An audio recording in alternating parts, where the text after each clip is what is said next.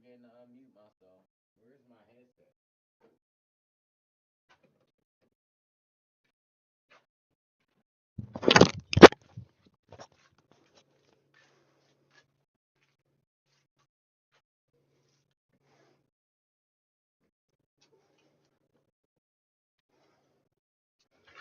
Keep forgetting to unmute my mic during the fucking intro because I'm a goofball. I'm still getting used to this OBS shit again. It's your boy, motherfucking big receding hairline on the corner forehead. We back at it again with another live stream. Like I was just saying, man, my internet went out, so now I'm just live again. It's part 3. It's not even gonna say parts. Usually, I'm gonna start planning shit that I'm reacting to, so y'all gonna have the titles in there. The people making working hard, making the content, man, making my life more enjoyable. Cause all these people that I'm watching now, I've either watched in my life on a fucking daily basis, or I have or I watch now to this day. You know, YouTube. Shit. YouTube takes $20 from me every month for YouTube Premium chat, no ads, and I just haven't paid that. So, but next time I'm streaming, bro, I promise y'all, it's gonna be fine. Um, so let me get the YouTube back up because I guess for some reason I exited out of it. So let me bring y'all over real quick, gang, to the reaction scene. Chrome, YouTube. There we go. We in there, man. My bad, chat. Let's get right back into it.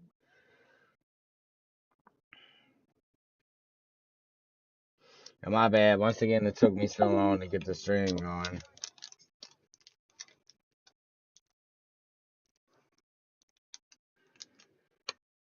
Hey, since it's a new stream, I gotta do it, man. But shout out to Vanoss, man. He's the GOAT. Shout out to Louis Caliber too, man. Give me childhood memories. We reacting to the Resident Evil 7 right now. And I'm probably gonna watch all fucking 3 of them, and I shouldn't. I shouldn't watch all 3 of them. I probably am, but I gotta make sure my chair just sits right here. And wherever I need to move the computer to, I move it to.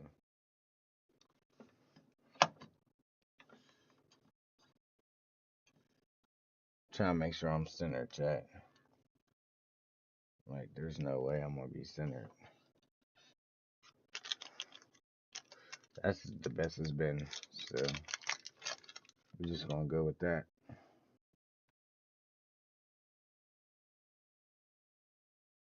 Alright, chat.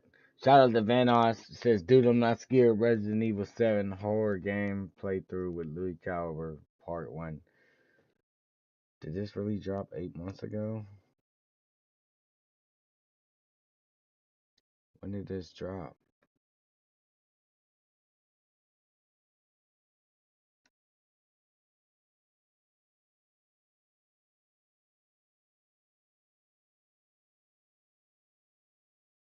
Chat, when did this video come out? 8 months ago.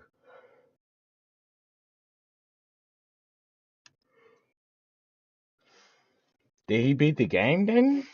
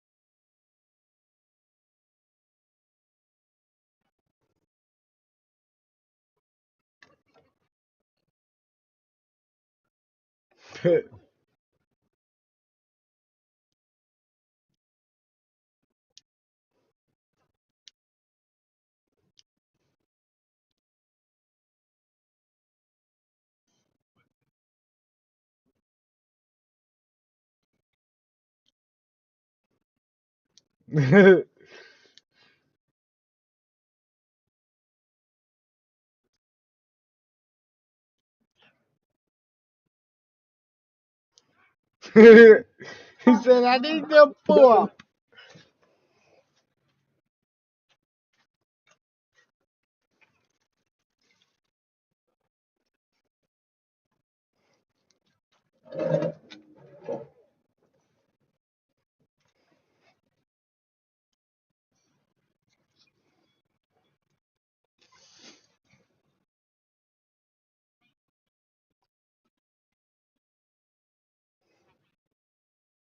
God damn, man.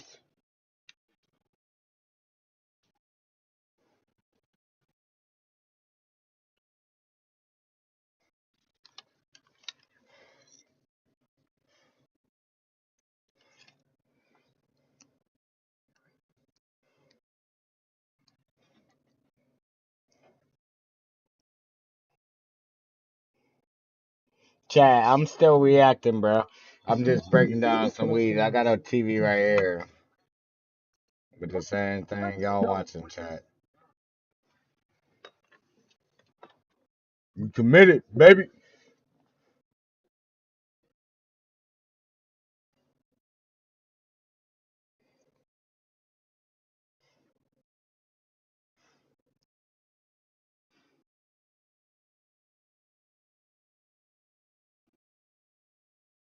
Now you're all better.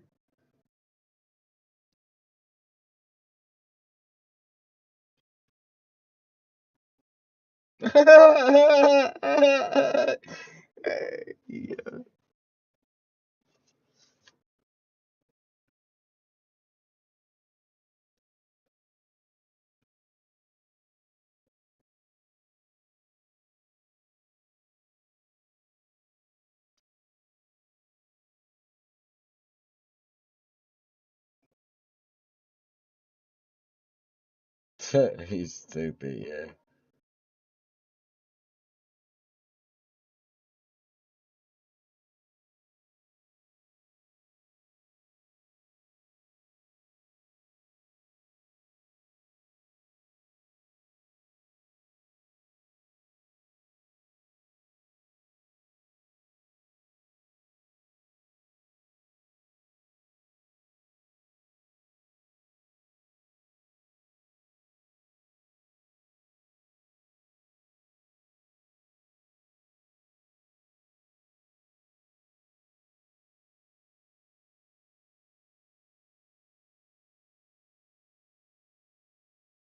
Move in that house specifically?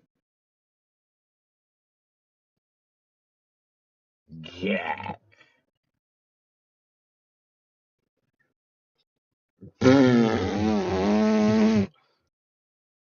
Hey, yo.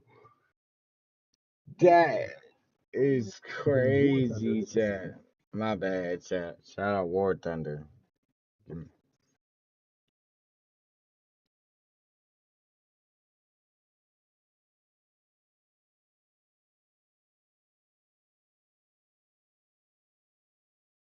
Well, talk there.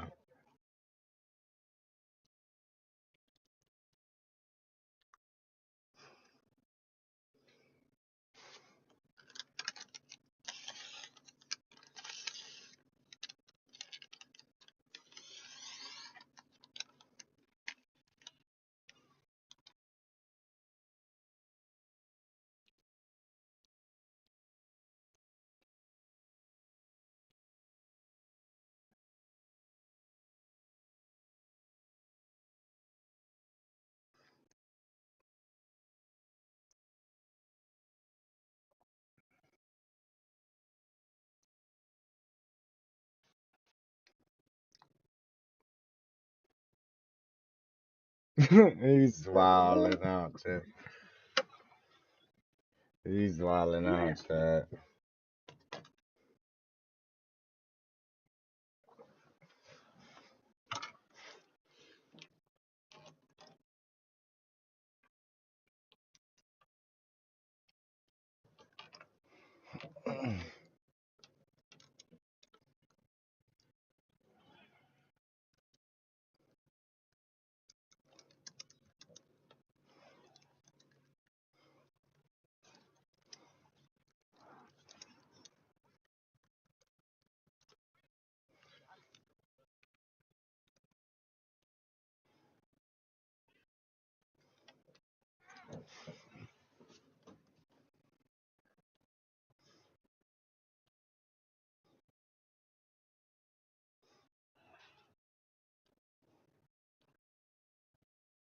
Okay, Vanoss is nice with her name. Holy shit. See that Tyler fly? I'm going to the bathroom, bitch.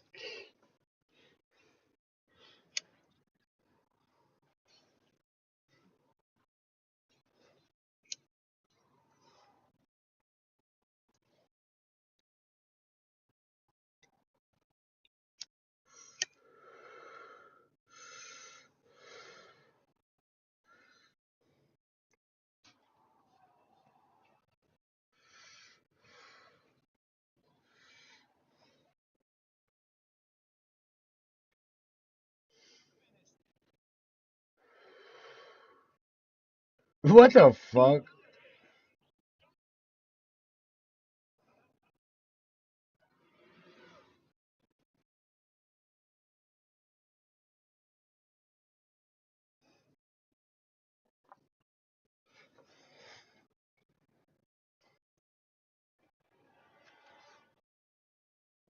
You said, hey, you see him shoot the shot when he got out the car? Hold up. Oh, fuck.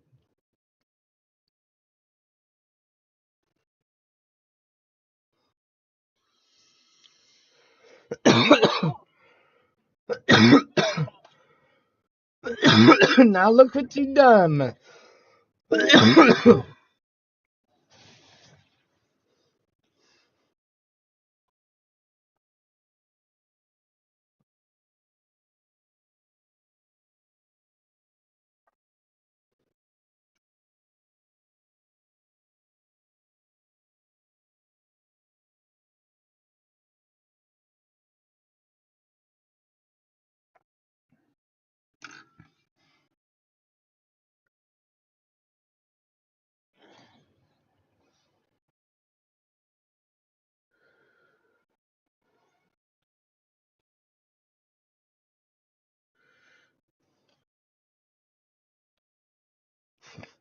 Shot him in the face and in there.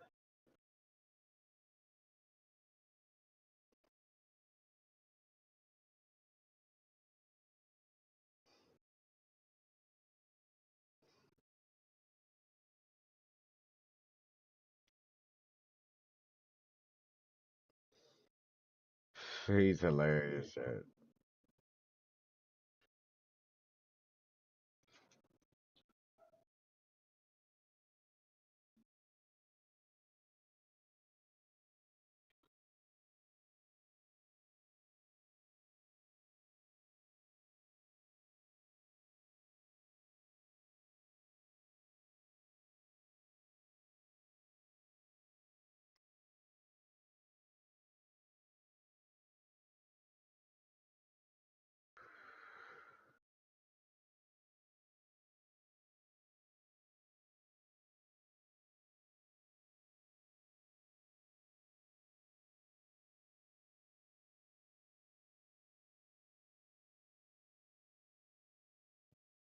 What is wrong with him? Look at Louis laughing at him. Oh no.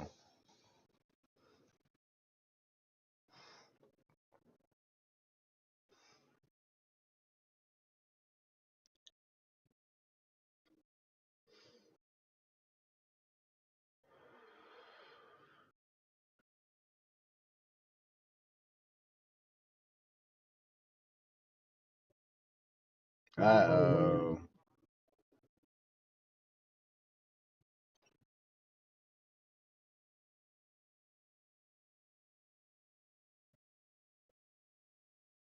He definitely was. I was like, who the fuck? I was like, who the fuck is that? What the fuck?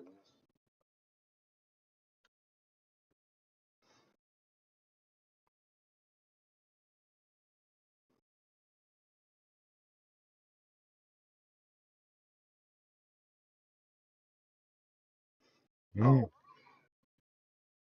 God his ass.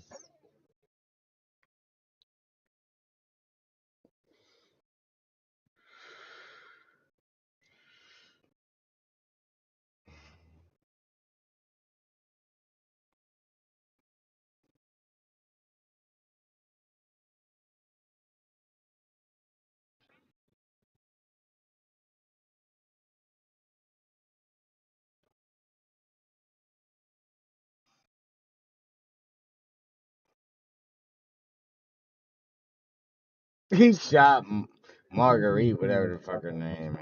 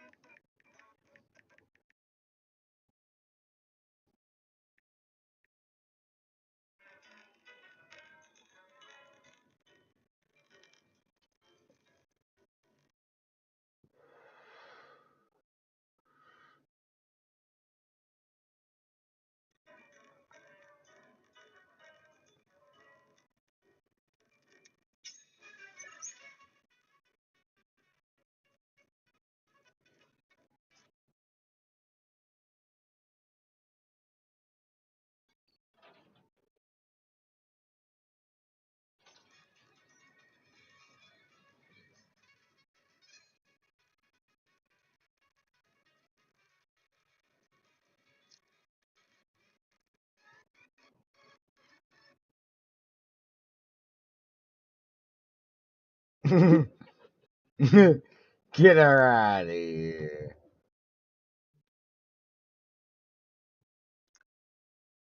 We will. Yeah, Van Austin's so funny, Chad.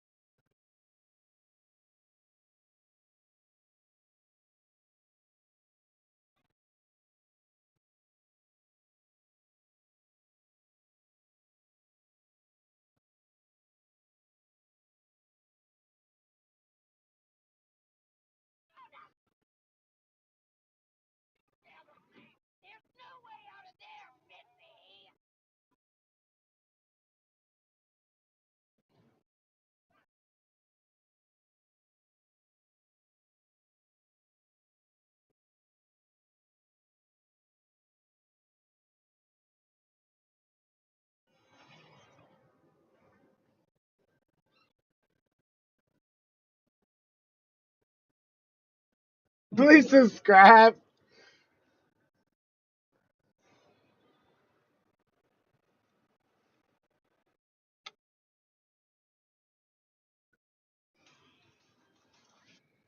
Okay, he filmed all this at once and just kept dropping it. Alright, chat. Shout out Venos, man. Shout out Venos, man. We about to watch Old Dude Chainsaw Showdown. My nigga Resident Evil 7 horror game playthrough with Louis Part 2, baby. You know what I'm saying? Shout out Venos, man. He's the GOAT. That's why we watch and he's entertaining.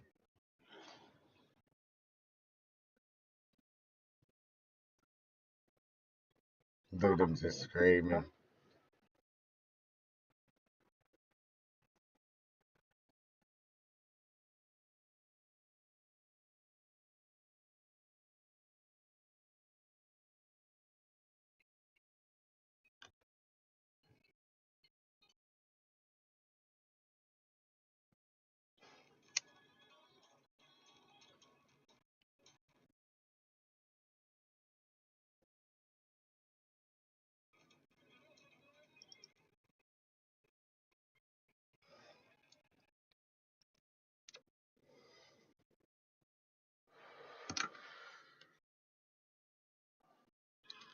Get him out of here.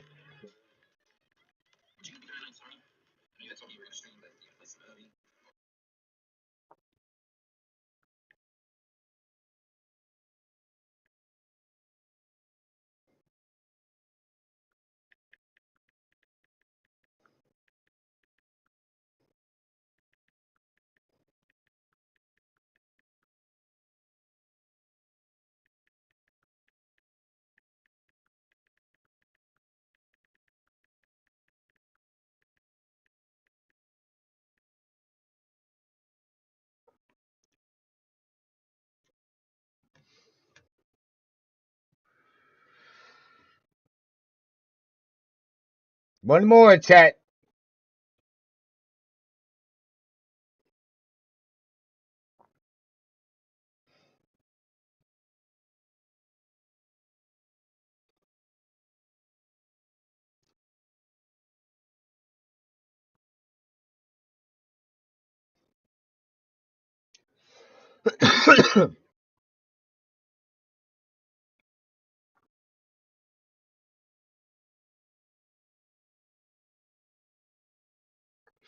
You see him turn around the hallway.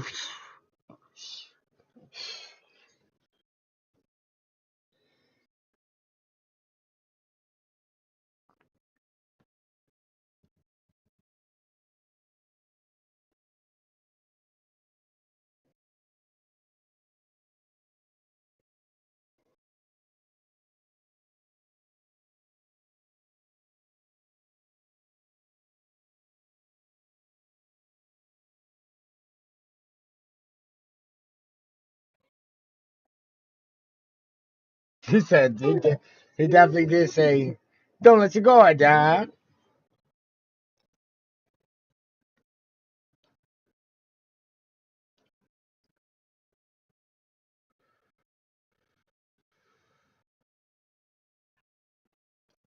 Yeah, I do need that look.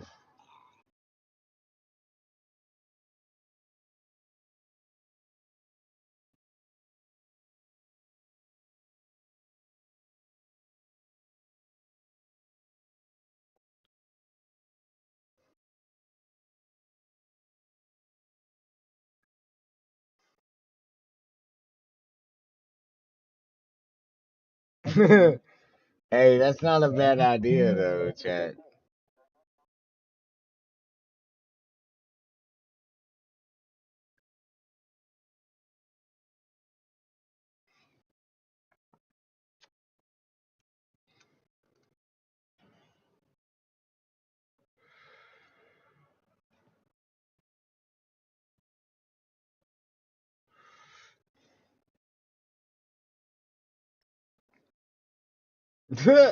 So we only 2 minutes in.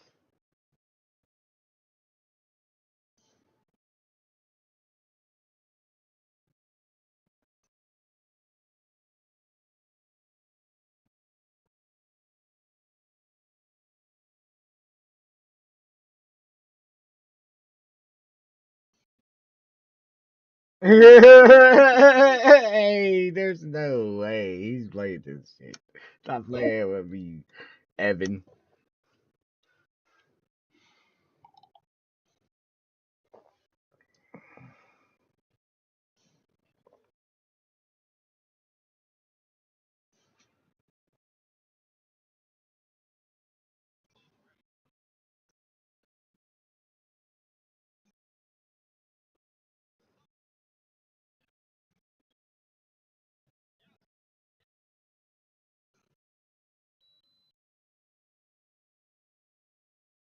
The music would be. The music definitely would have been fucking with me. They was playing that organ or whatever that fucking noise was for too fucking long right there. Get his ass. Bang!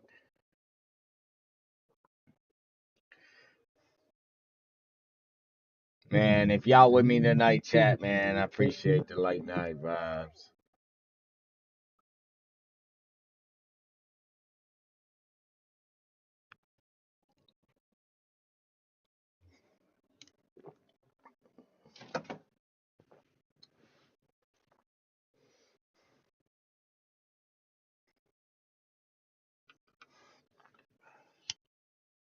Mm-mm-mm-mm-mm.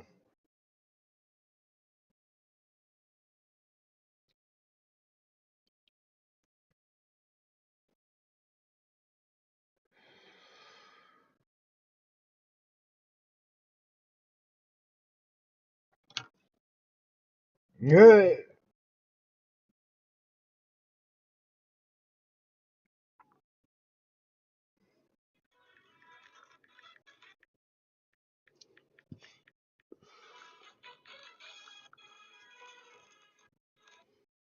He said y'all have. See, look, chat.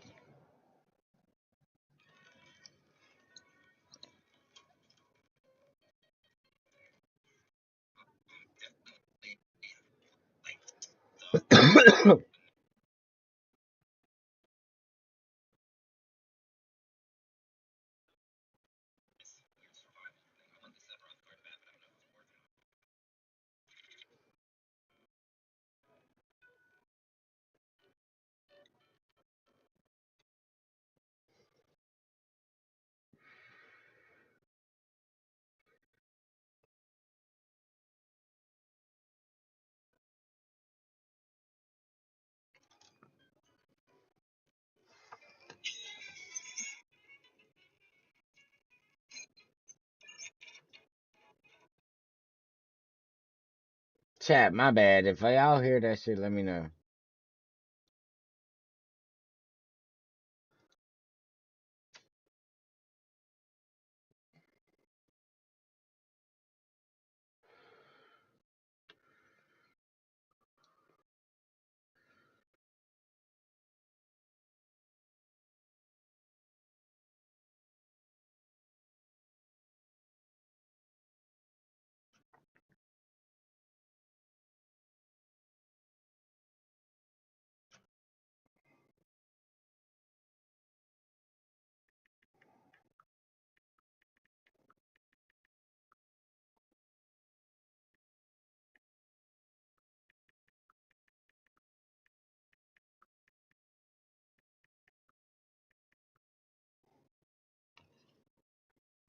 Uh-oh, chat. He's in the basement.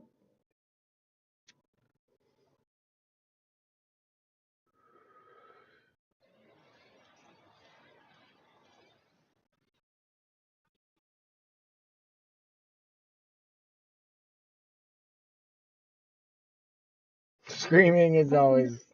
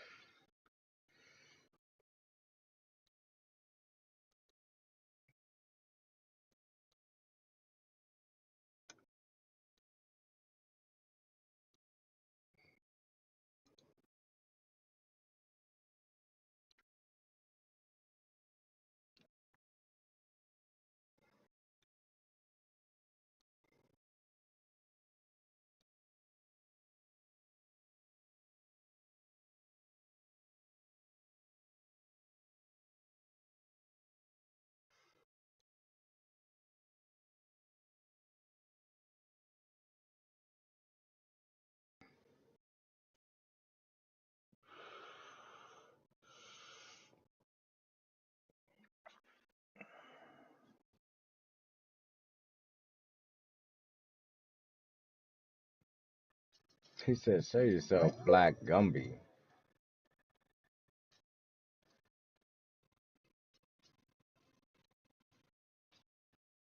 Hey, yo, dude, chat.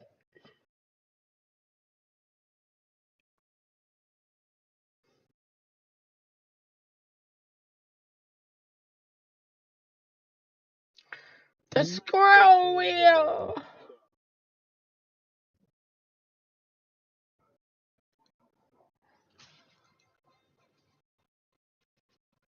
How do you pull it out so fast? Okay. Okay, it's left and right.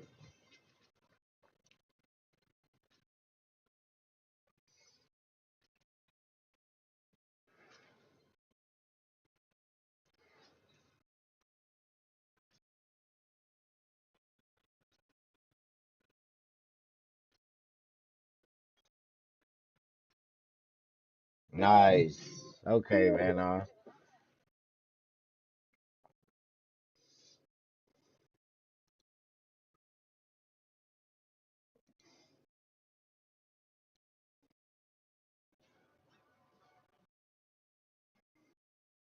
He said it really is. Venom.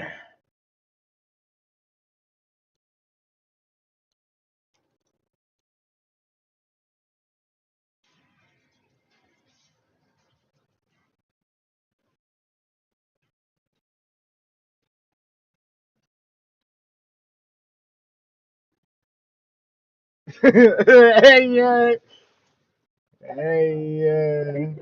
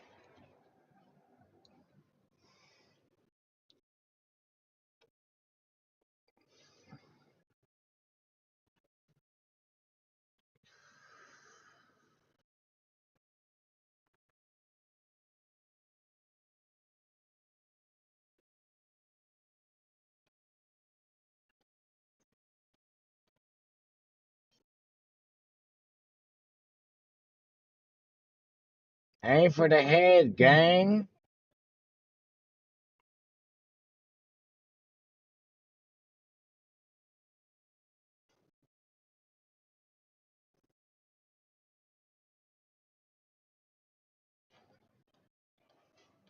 He said, no, dude, I can't. He's just laughing at him.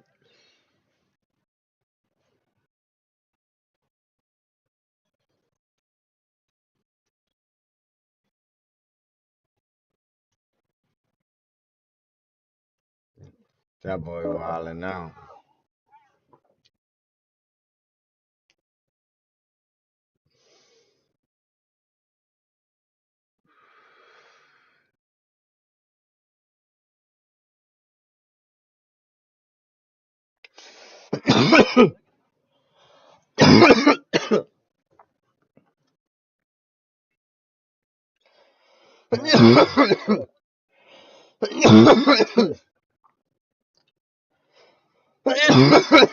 Excuse me.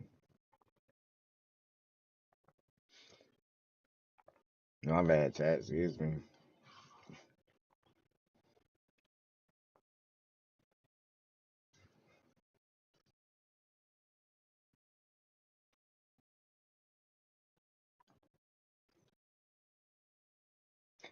Him and his three friends.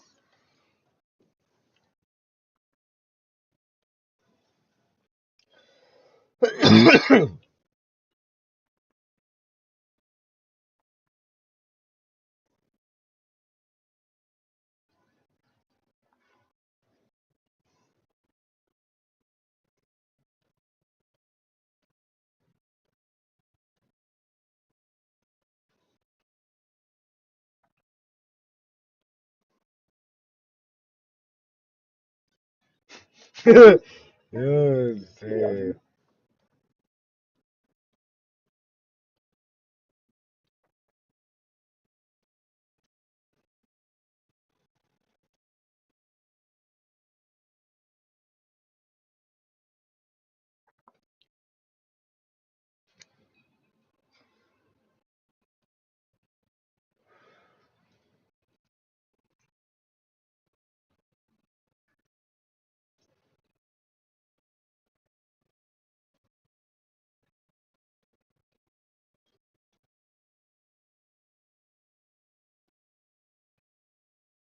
He said he's sucking your dick. It's crazy.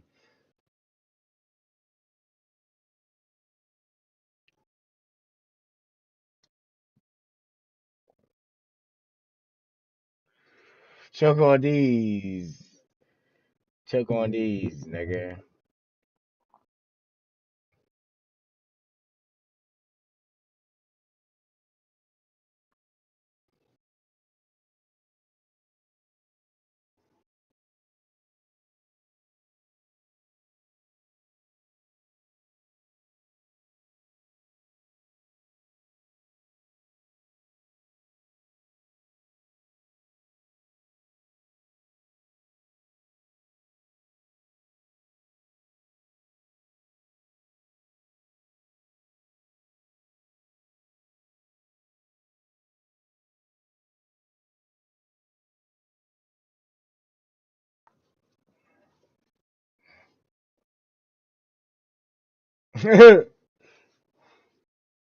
What the fuck?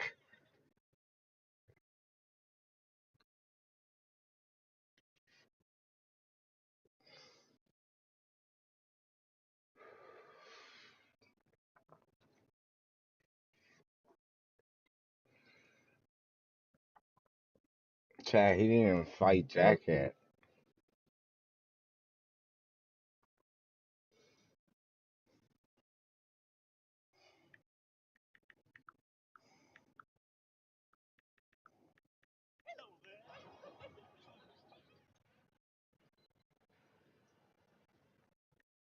He said you lied.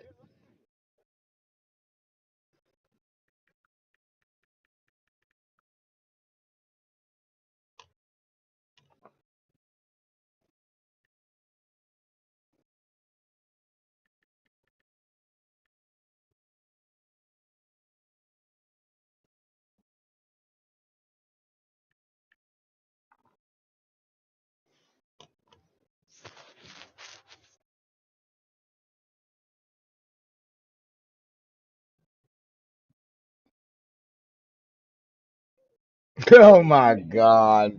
He's wilding out, Chad.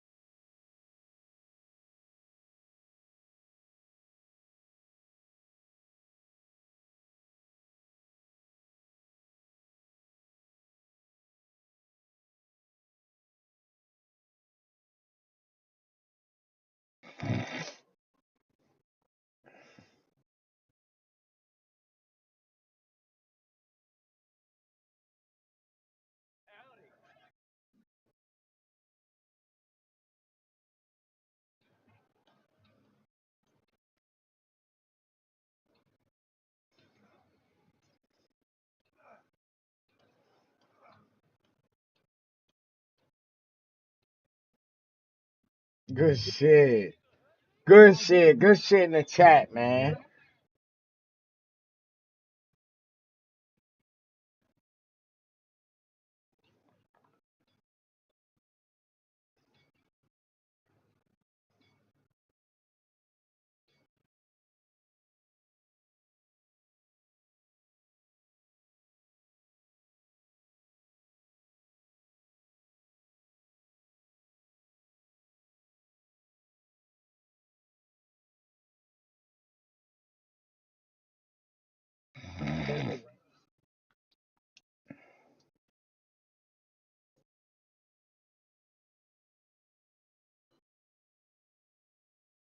You should tell him. You should tell him. But the timing in these videos is perfect.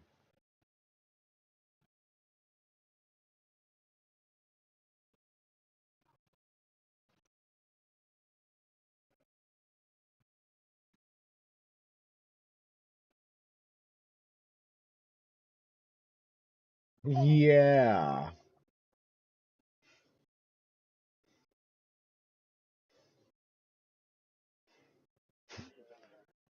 Here he goes.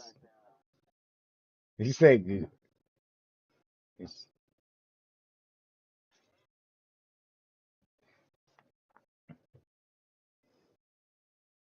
oh, big time these nuts with the cryptocurrency.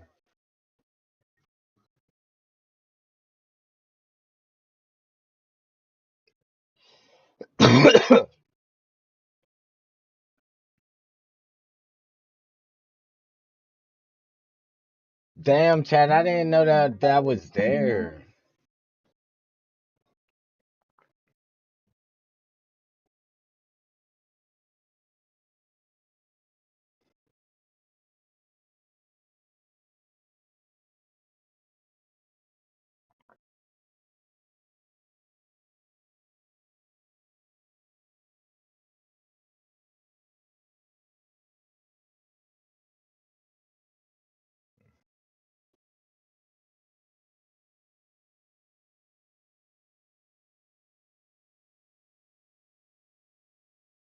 To the mind of Louis.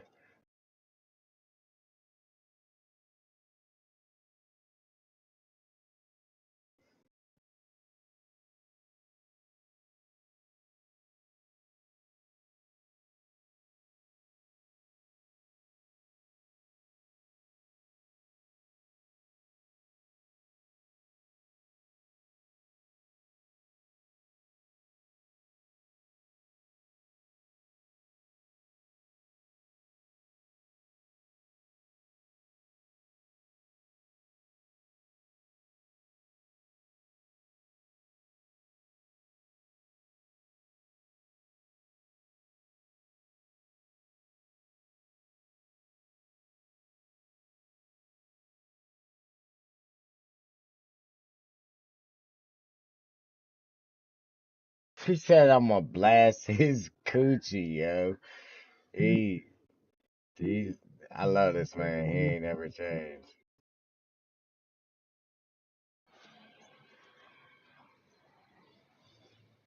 Aim at the head, gang. Stop. He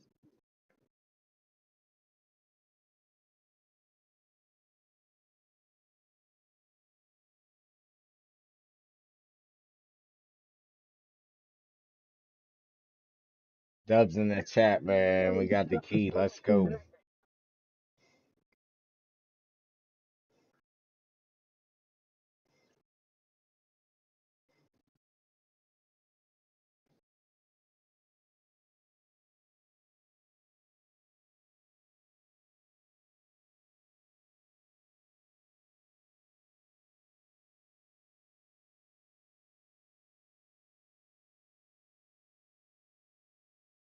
He said,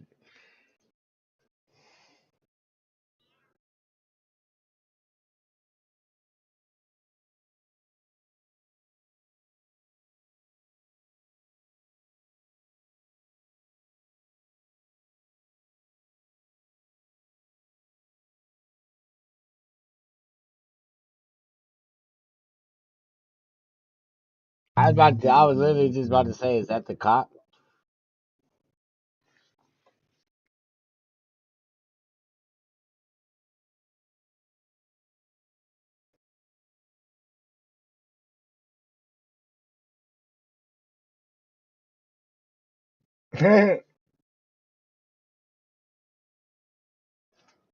No Russian.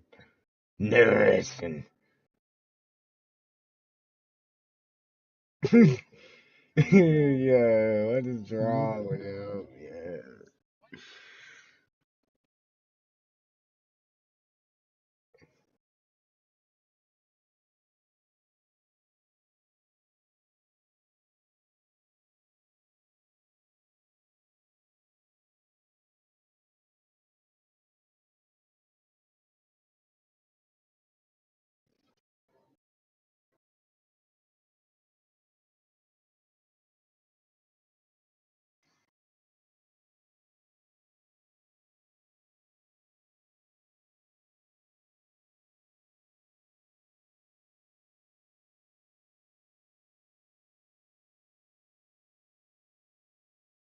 Grab that fluid.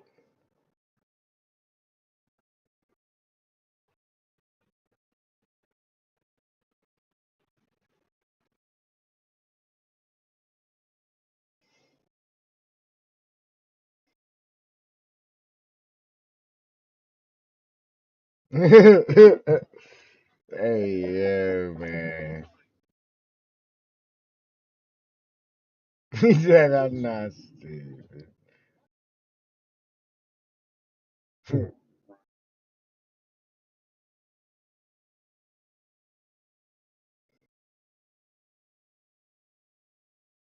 Oh my god.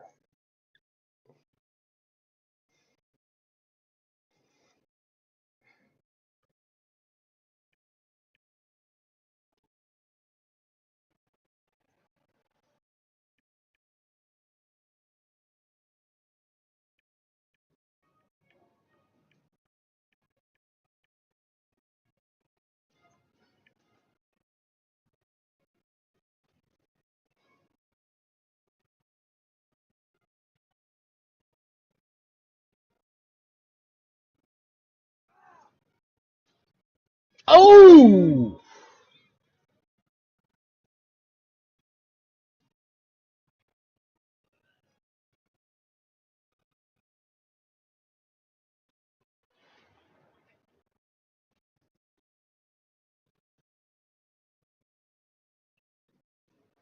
Nice to crouch.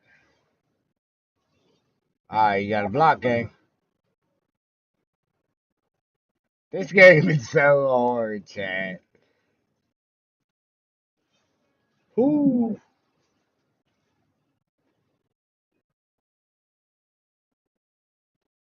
I'm crazy, dude.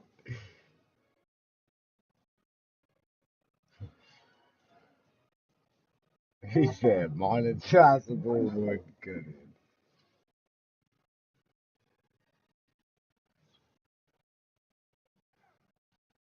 He's stupid,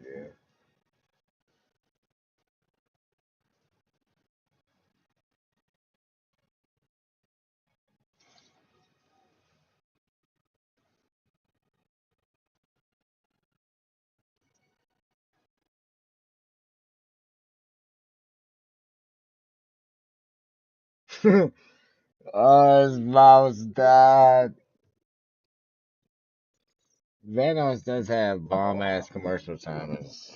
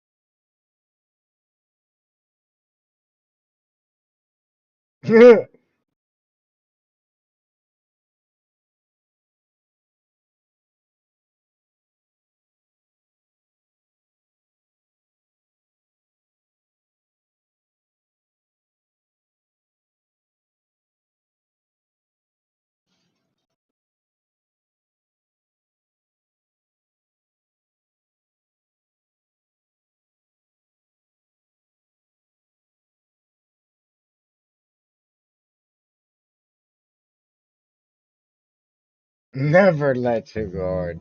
Don't do that.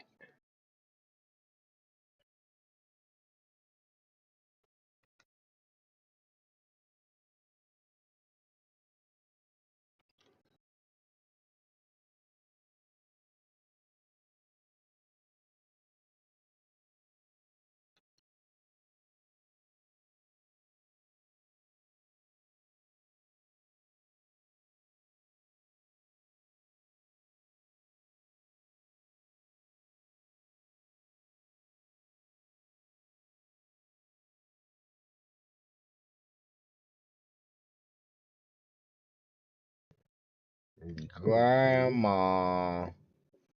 He about to shoot her. Push her down the stairs is hilarious.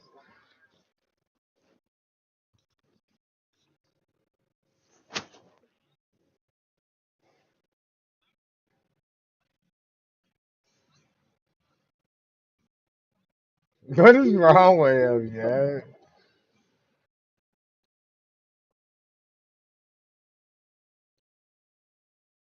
He's fucking slow, yeah. But she on? She's out on that ass.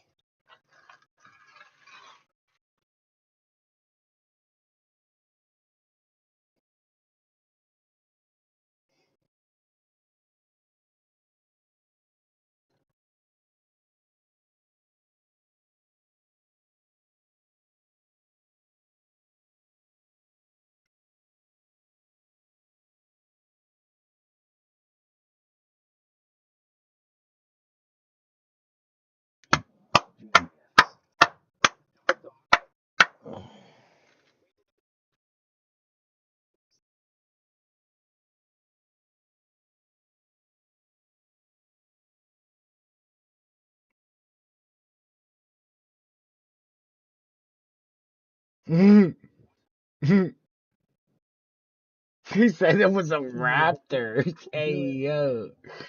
That dinosaur about to get you.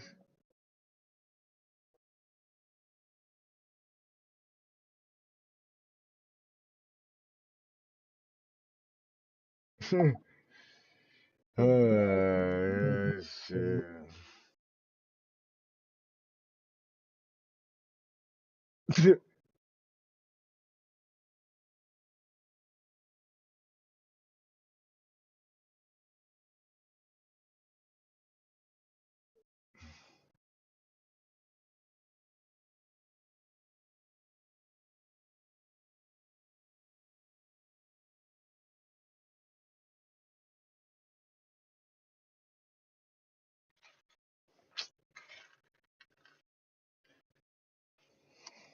Man, chat, why is he trolling? Get him out of here. That's in the video too, man. Let's go.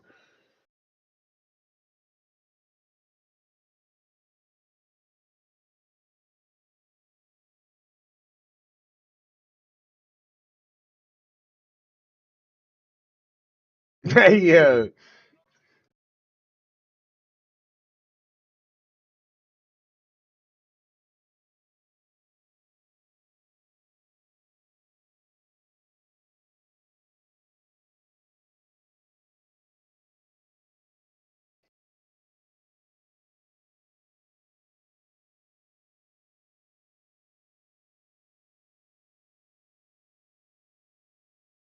That's, yeah, I was about to say, that's not Mia. I was confused myself. I was like, who the fuck?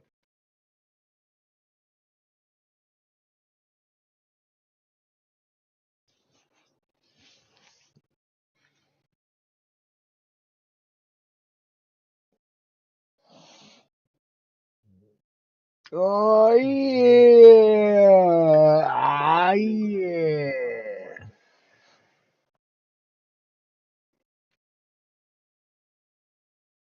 Yeah.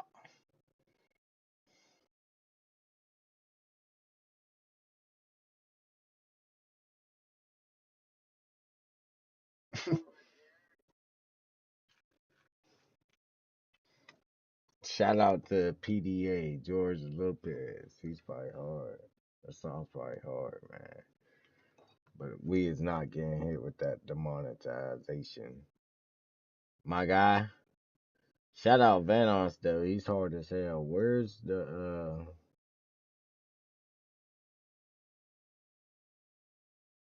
the part 3? And that's only a month ago.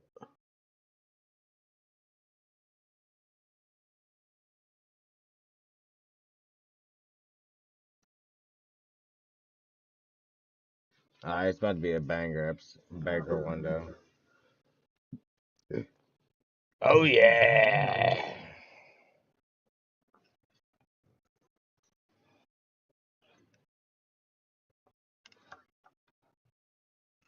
Chad, I need a bag, bro. I need to eat something. I've been up since 10 o'clock and I ain't eating, and I'm too damn fat for that. Alright, bro. Alright, bro.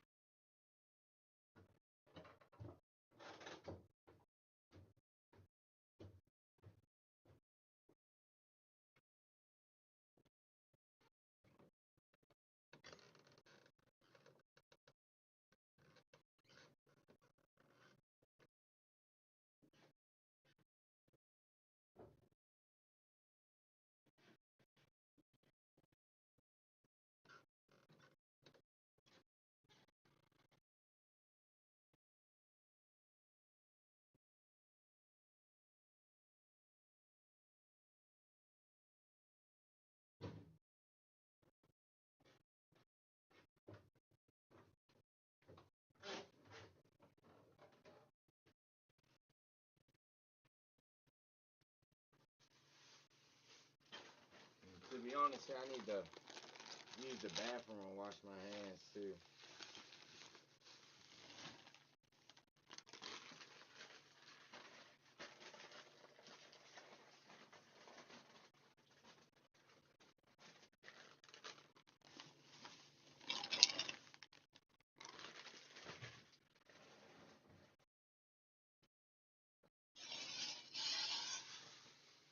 I guess while I'm at it, let's see what this man is doing.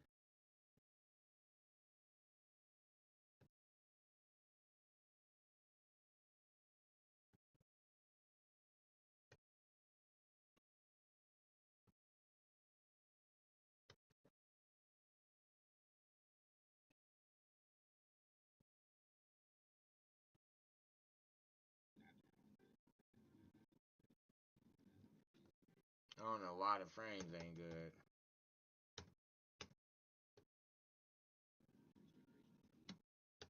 Wi-Fi being goofy tonight. Oh, there we go. God damn it, Nate.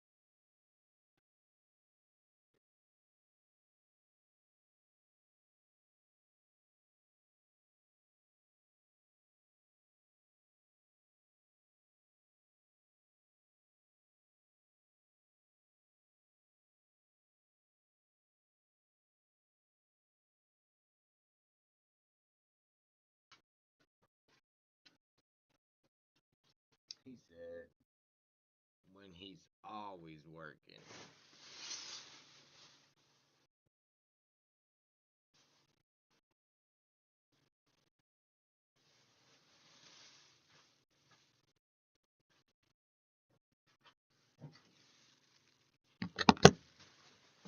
Man, shout out to Gang Bro.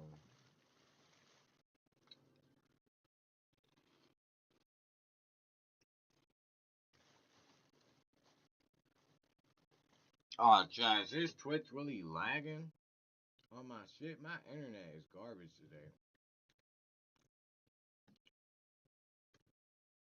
I hope Resident Evil don't look that bad, chat.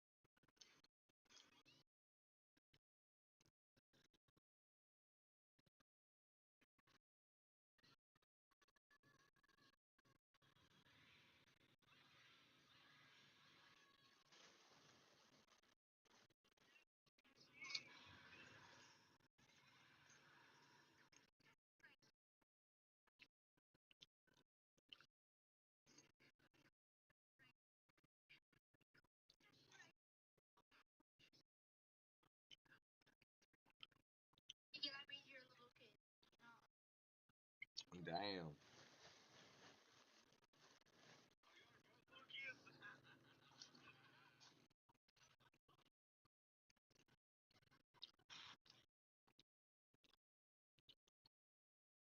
The phone is ringing, boy.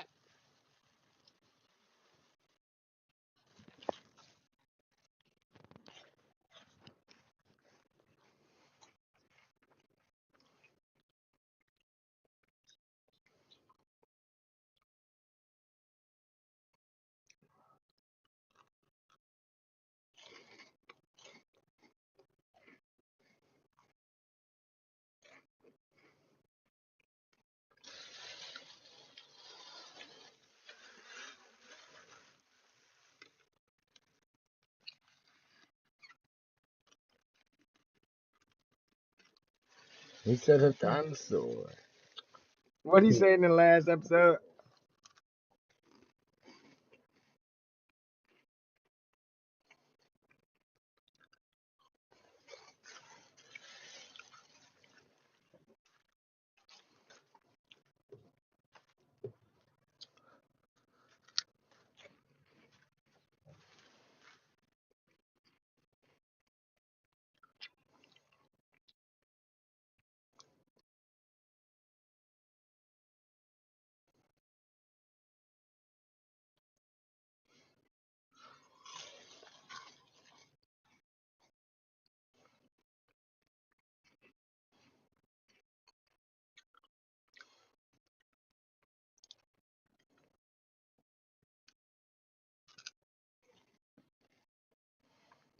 No. Fuck you. No.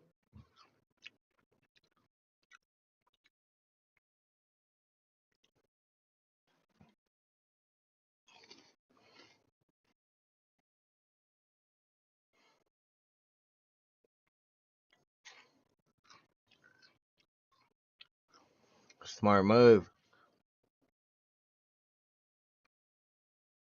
Hey, yo, he definitely does. I don't remember that shit.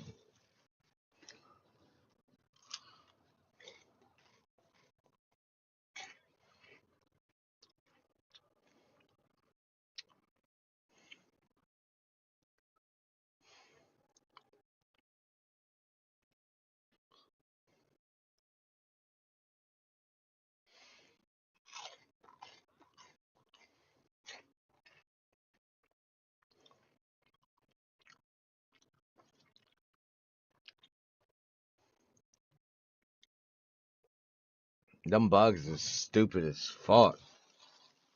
My boy's definitely.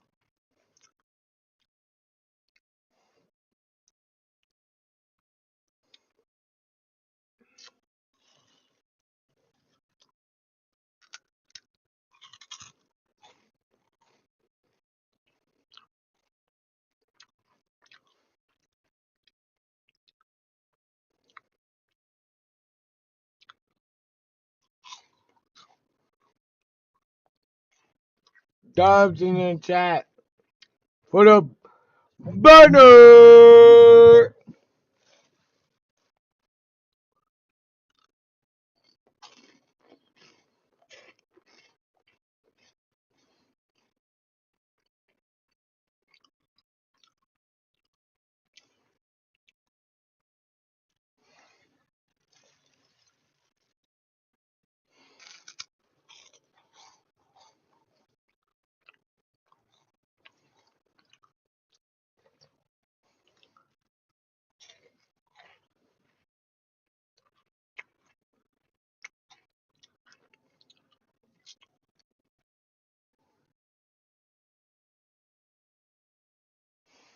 That's right.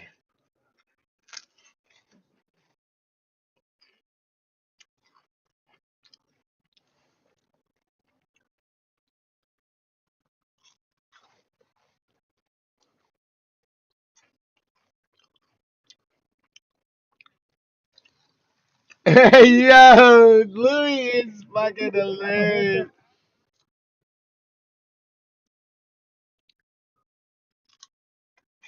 Ain't no way.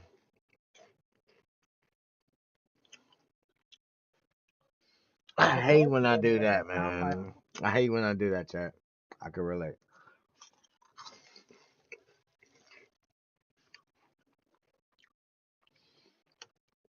This is probably an unpopular opinion, but I swear, in like games where the heal button is on, like on the face pad, or it's on like L1, R1, or the back triggers or buttons and shit. You know what I'm saying? I wish I had to press something else and then that button to like heal. Like I hate just hitting that fucking shit and fucking up.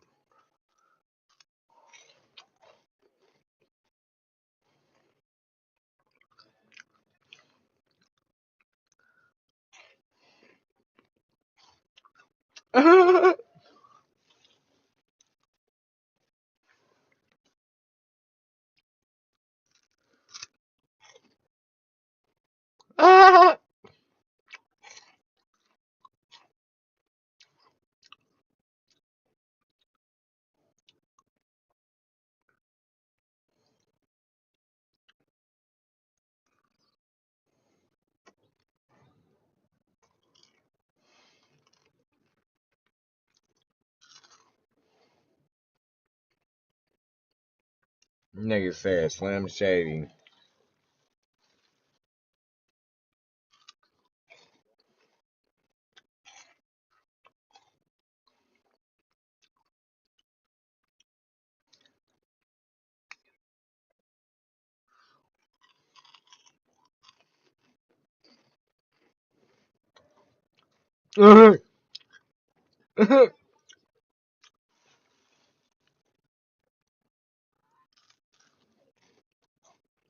Lucy never failed me.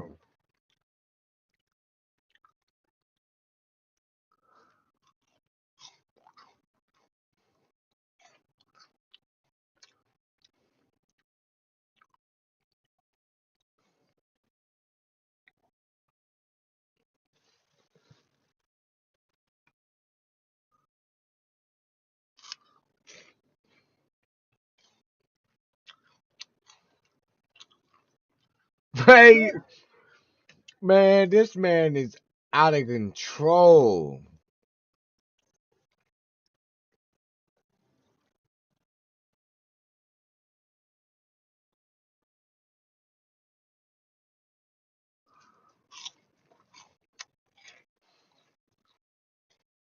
Nah, chat. Do y'all remember that Jumanji shit? Cause I don't.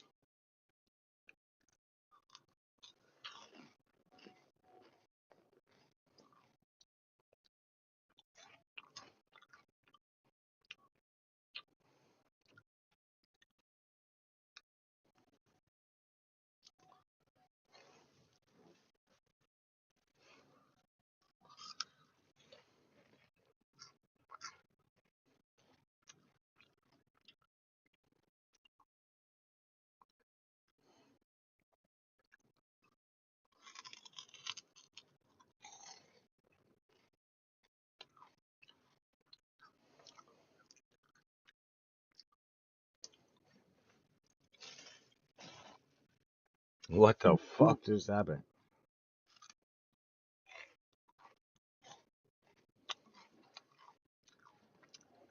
Oh, chat, that's something I've never done neither. Fucking idiot.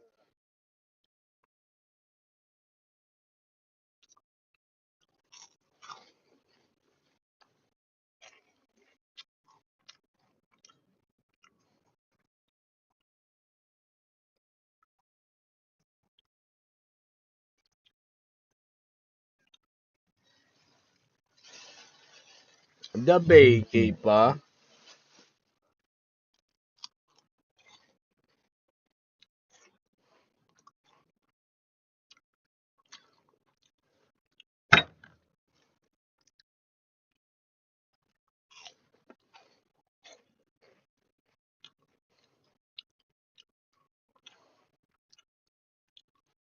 I wonder if Louis live.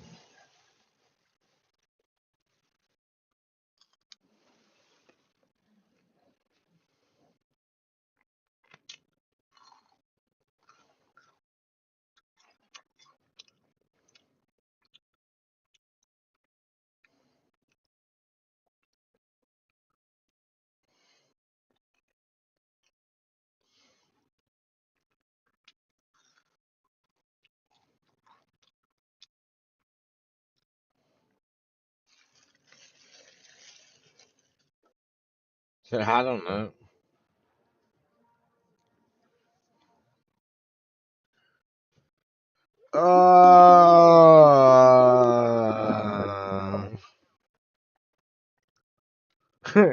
He said, shit.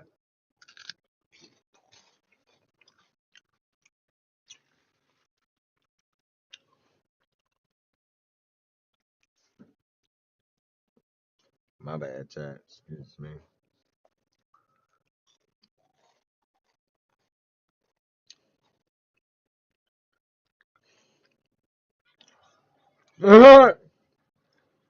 God's ass.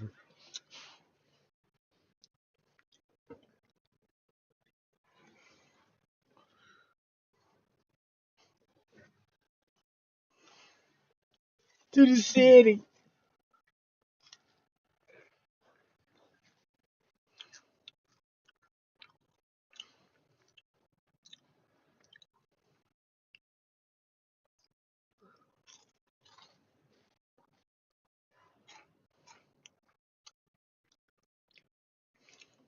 Terrible.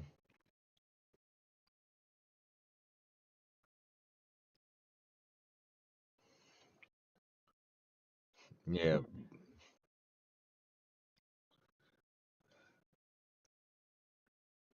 Get out of there, Venos.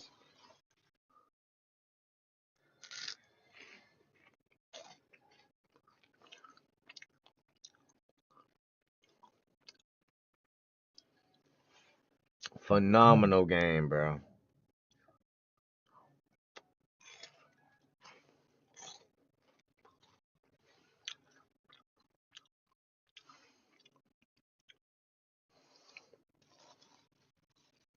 I ain't never watched Harry Potter neither, but I know who Voldemort is.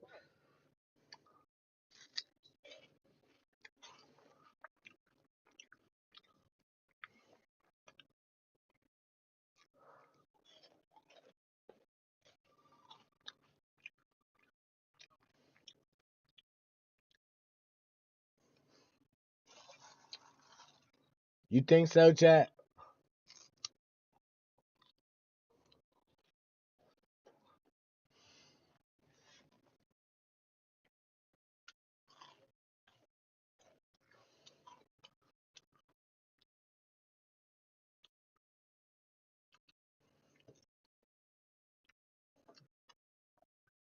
He's wild.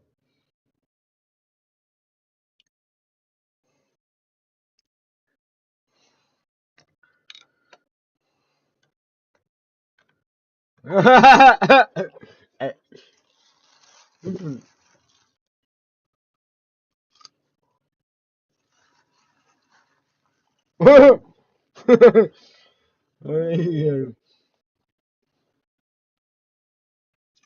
hey,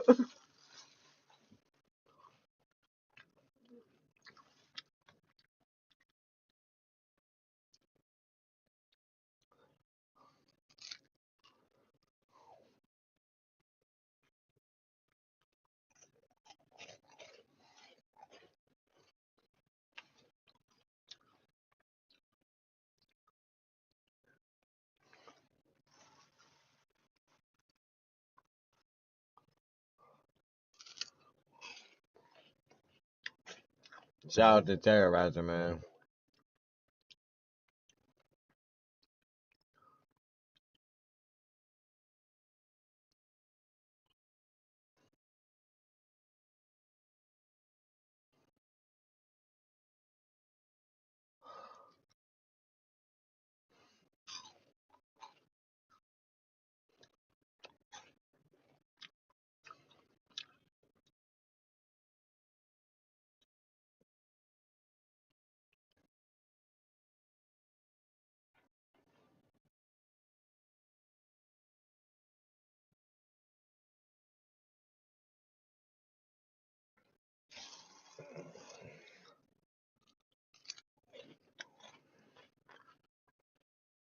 Chat, here go the best part of the video, chat. I'm about to roll the damn roaches.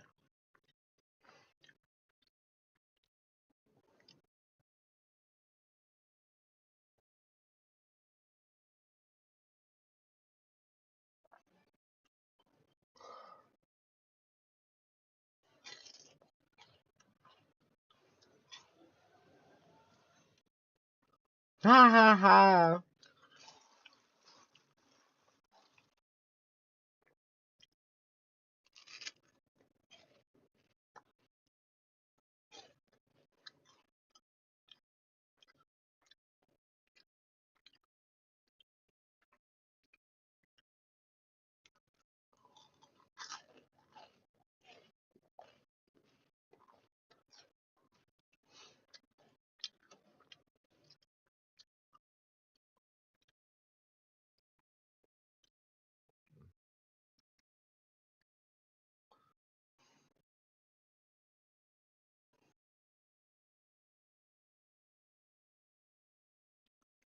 哎呀，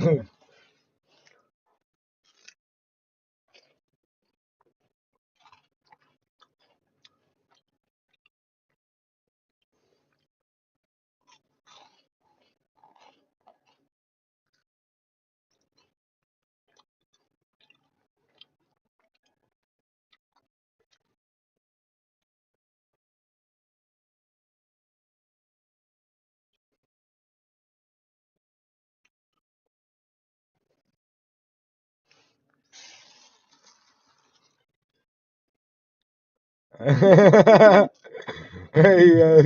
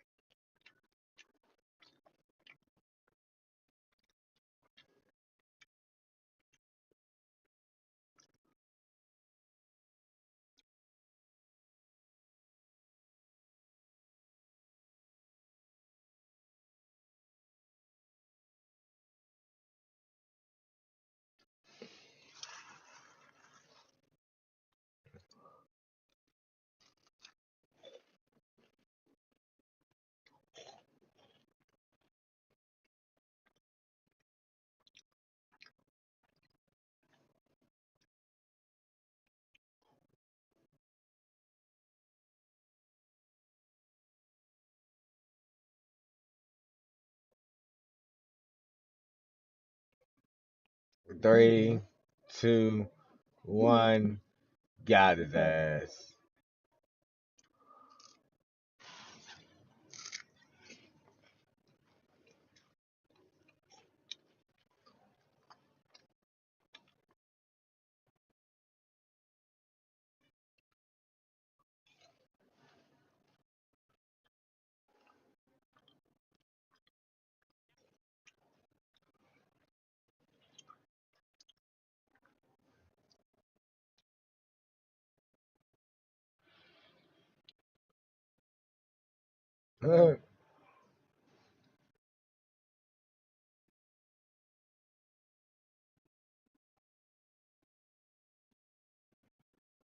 Stop. Can I stop?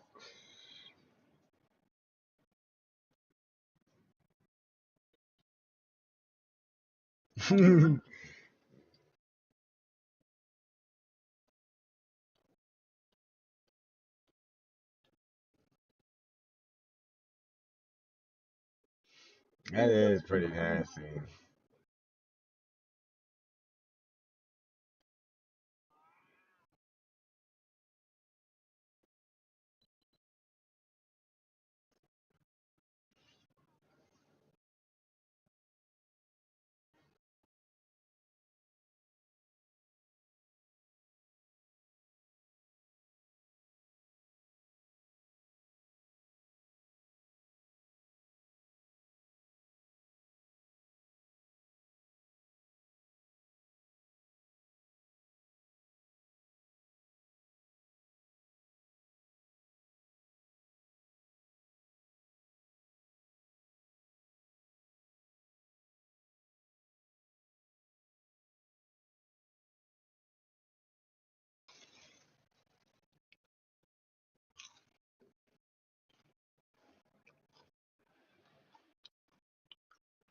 He started running, chat. What the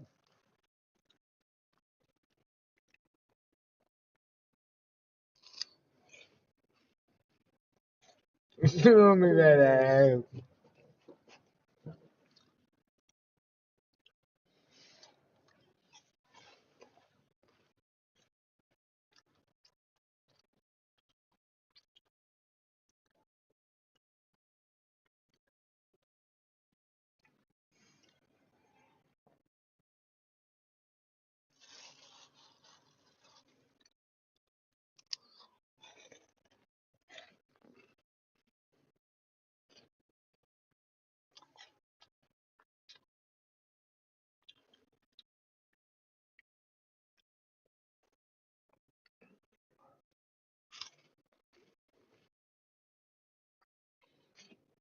I'm gonna go crack the last one.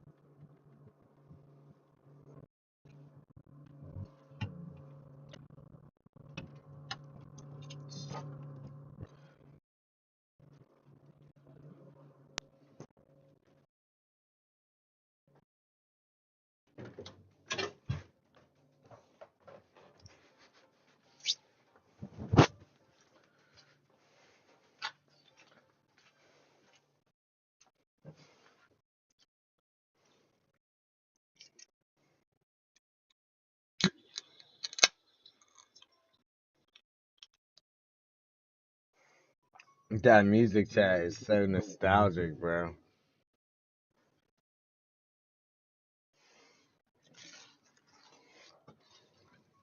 Why you troll me, chat? I jumped a little bit.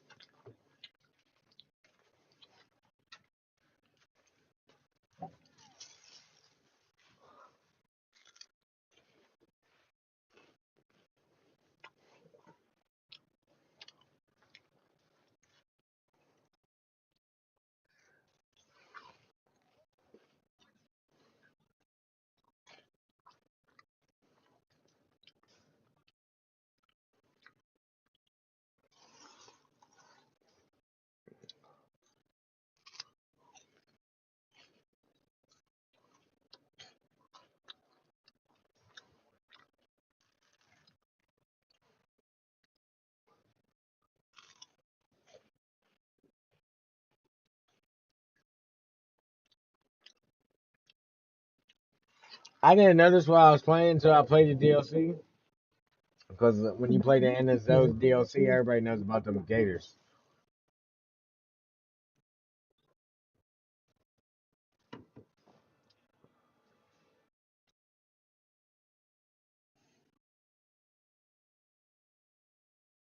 He's wilding out.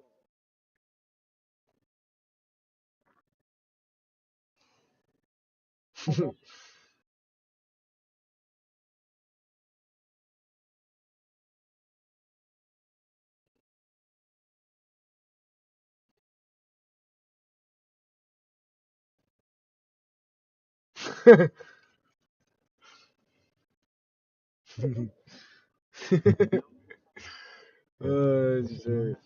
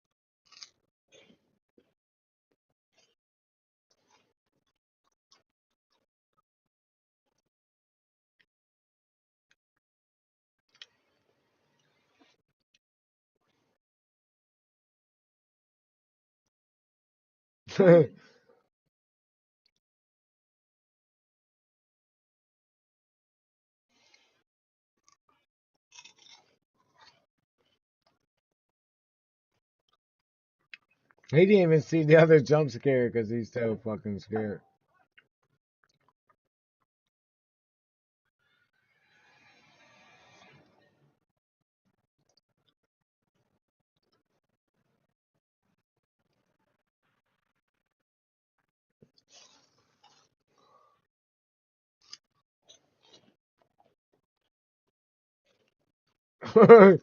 What the fuck was that?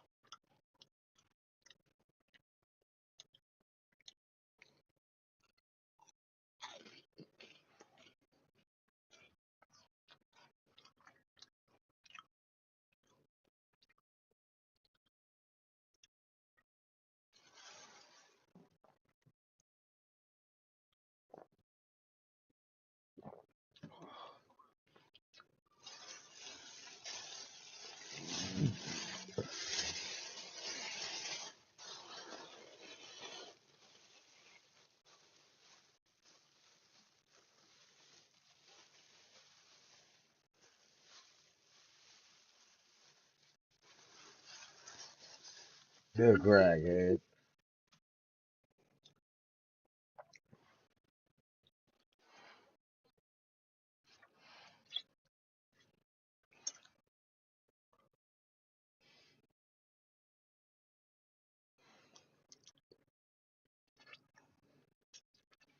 Partner.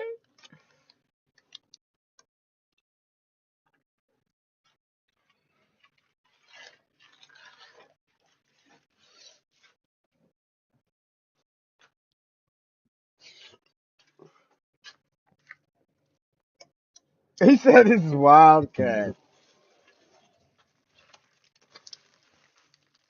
Chat, I'm cracking a blunt.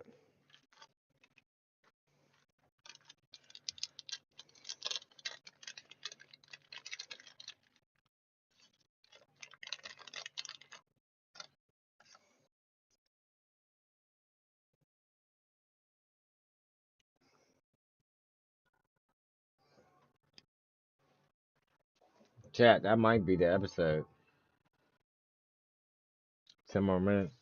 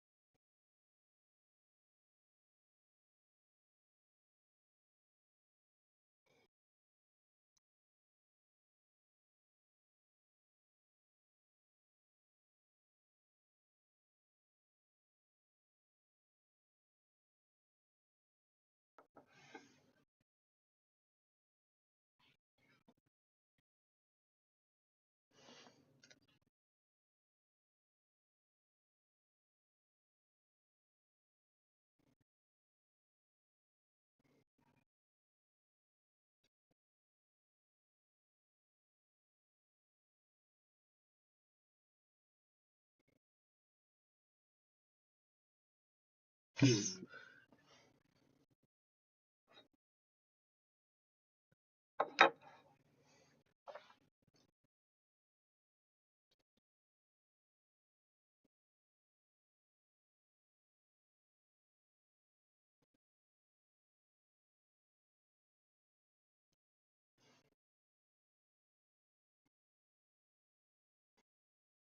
nigga is trying to let the world know he's seen ghosts.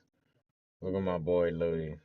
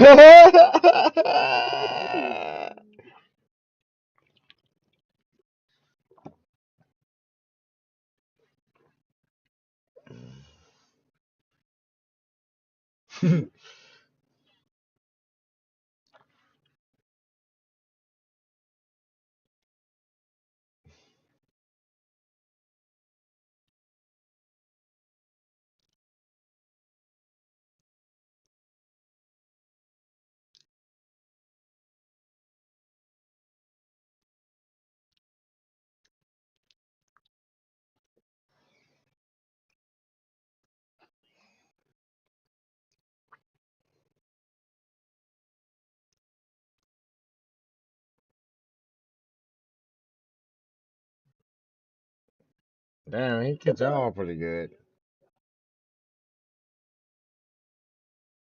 He called his mom, hey, yeah.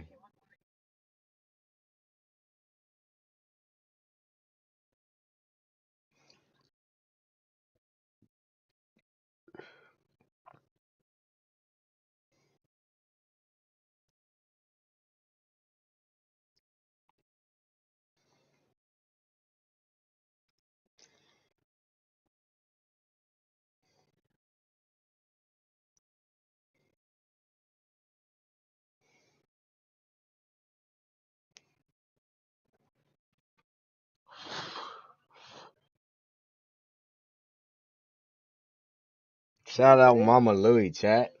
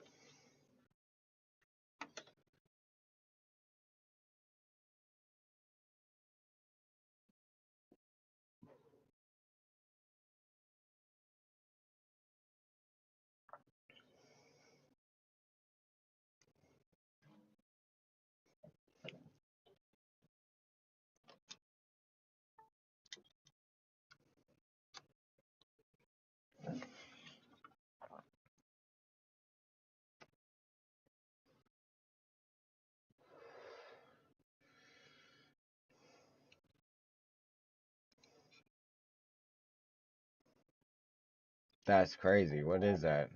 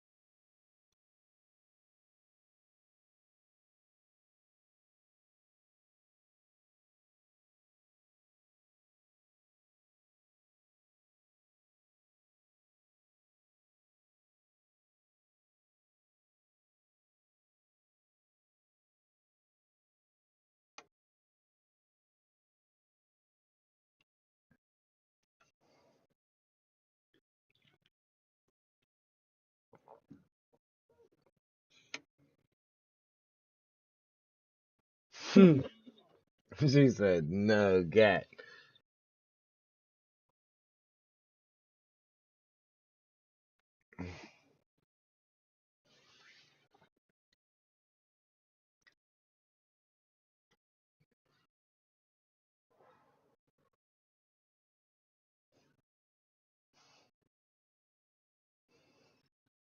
No. No.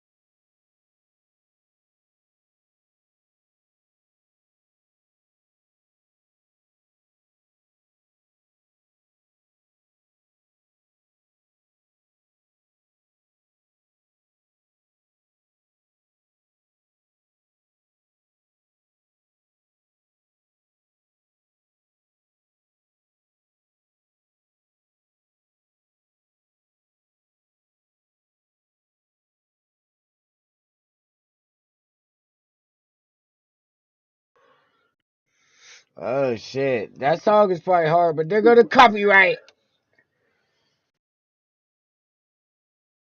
Fuck.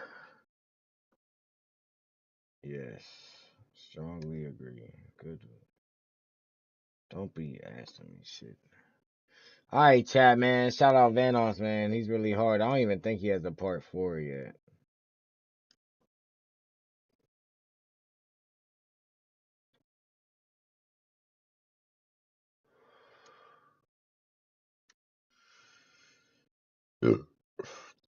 He got Duke Nukem, Five Nights at Freddy's, Resident Evil. Looks like a couple of indie horror games. That's what's up, Dale. Um,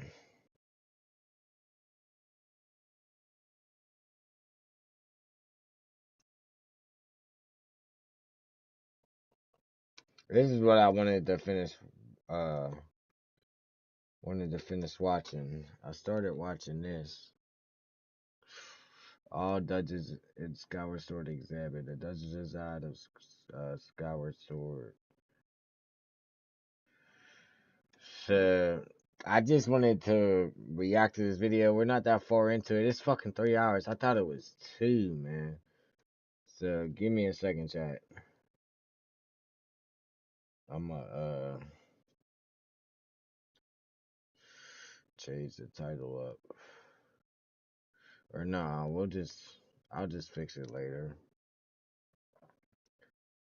But we got Cap Bergerson. He's a beast, bro, with the Zelda dungeon like content, just Zelda content in general, just not the Zelda dungeon.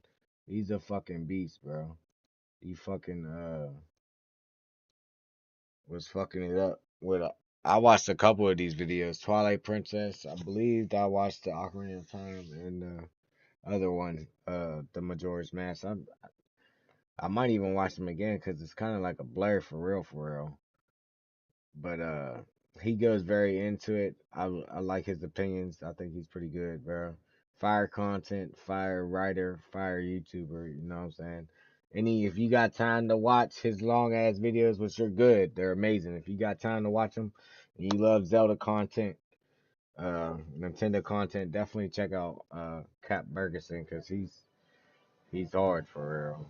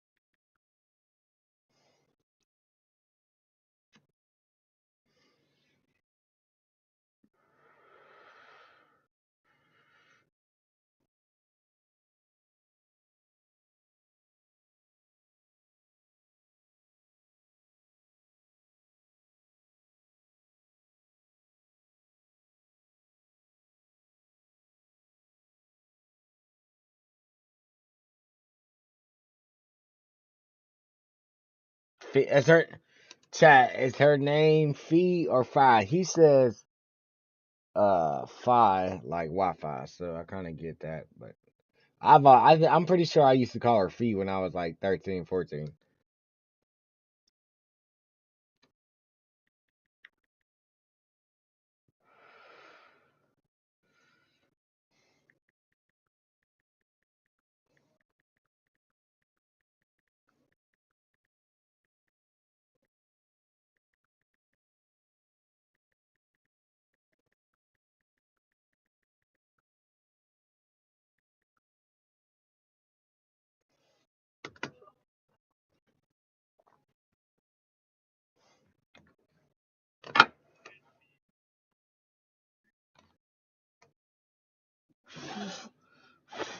Damn, chat. Got ass from my laptop.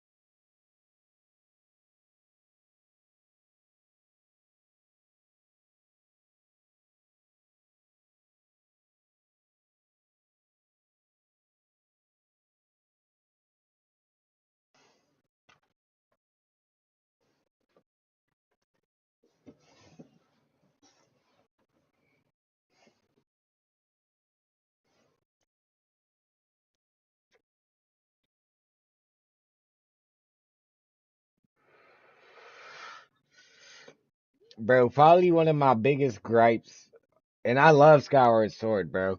It was, bro, when I was 11, I probably got close to $100 for my, this is probably 2013. Probably got close to $100 for my first Wii. I went to GameStop and bought a Wii that day. My grandma was so mad at me because after my birthday party, I was like, we're going to GameStop for they close at 8 or 9, whatever time they close. We're going to get a Wii. I bought that Zelda game, and I bought maybe somebody bought me the Zelda game. I don't know. I bought the Zelda game, and I got that fucking guidebook too. I bought that shit at GameStop. That shit was probably more than a fucking Skyward Sword game. So like for real, this was like my first big purchase, and with like my first console purchase as a kid, and this game came with it.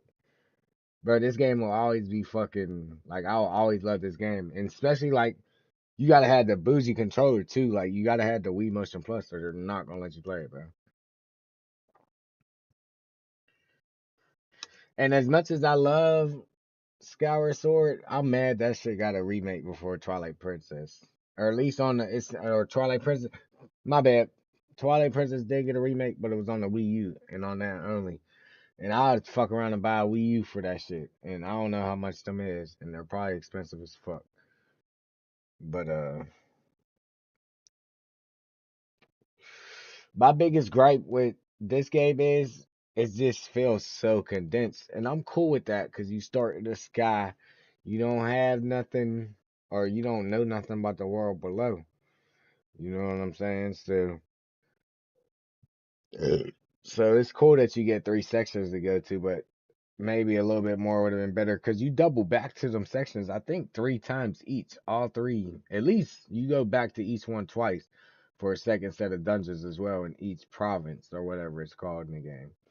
And I wasn't looking at it before, and that's kind of why I paused it. Go back to what he said a couple minutes ago, if y'all didn't forget. He said, the provinces are almost like mini dungeons, and that's cool. Yeah, that's definitely hard. He is right about that. You know what I'm saying? I wasn't kind of thinking about it like that.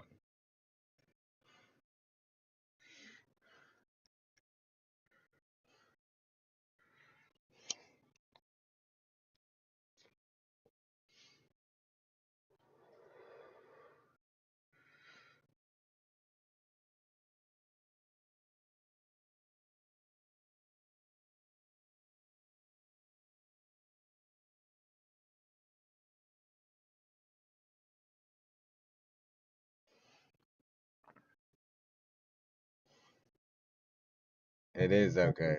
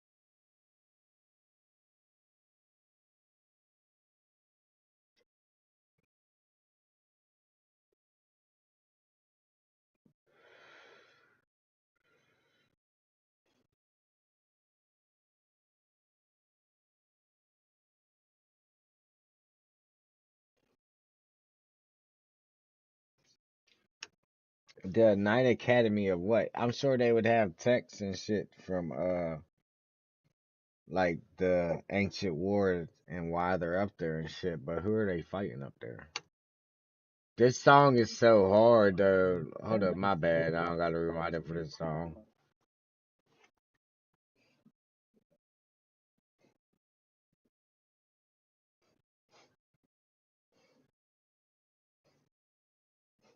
Hey, hold up, it's about to drop. Dun, dun, dun, dun, dun, dun, dun, dun, dun, dun, dun, dun, dun. My bad, chat. I'm being annoying.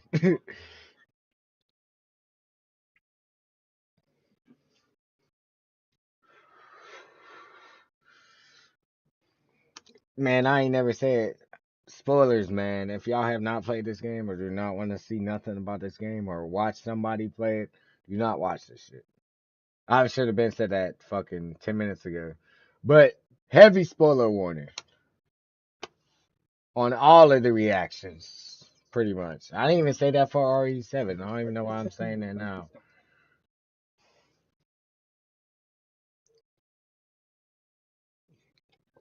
Alright, I did kind of fuck up that whole thing.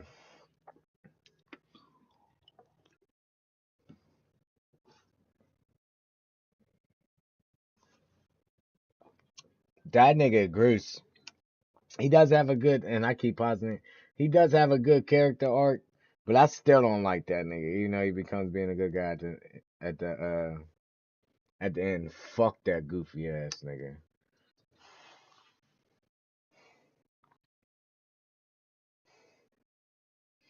And both of them two goofy ass niggas in the back. Yeah, that's why he got fucking, my bad, chap, molested by a fucking hand. I don't even remember what happened to his ugly, goofy, tall ass in the back, you stupid bitch.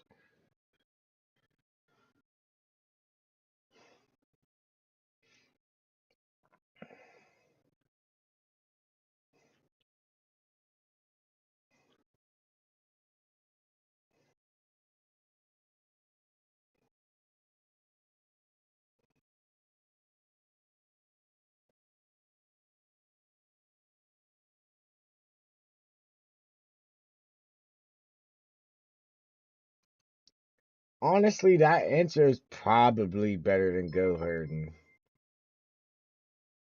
So,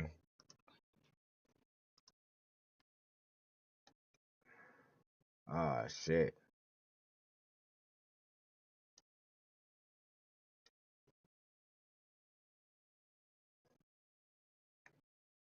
There definitely isn't.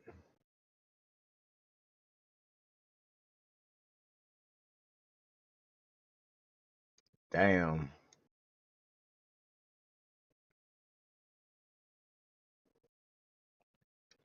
Give me a second, chat.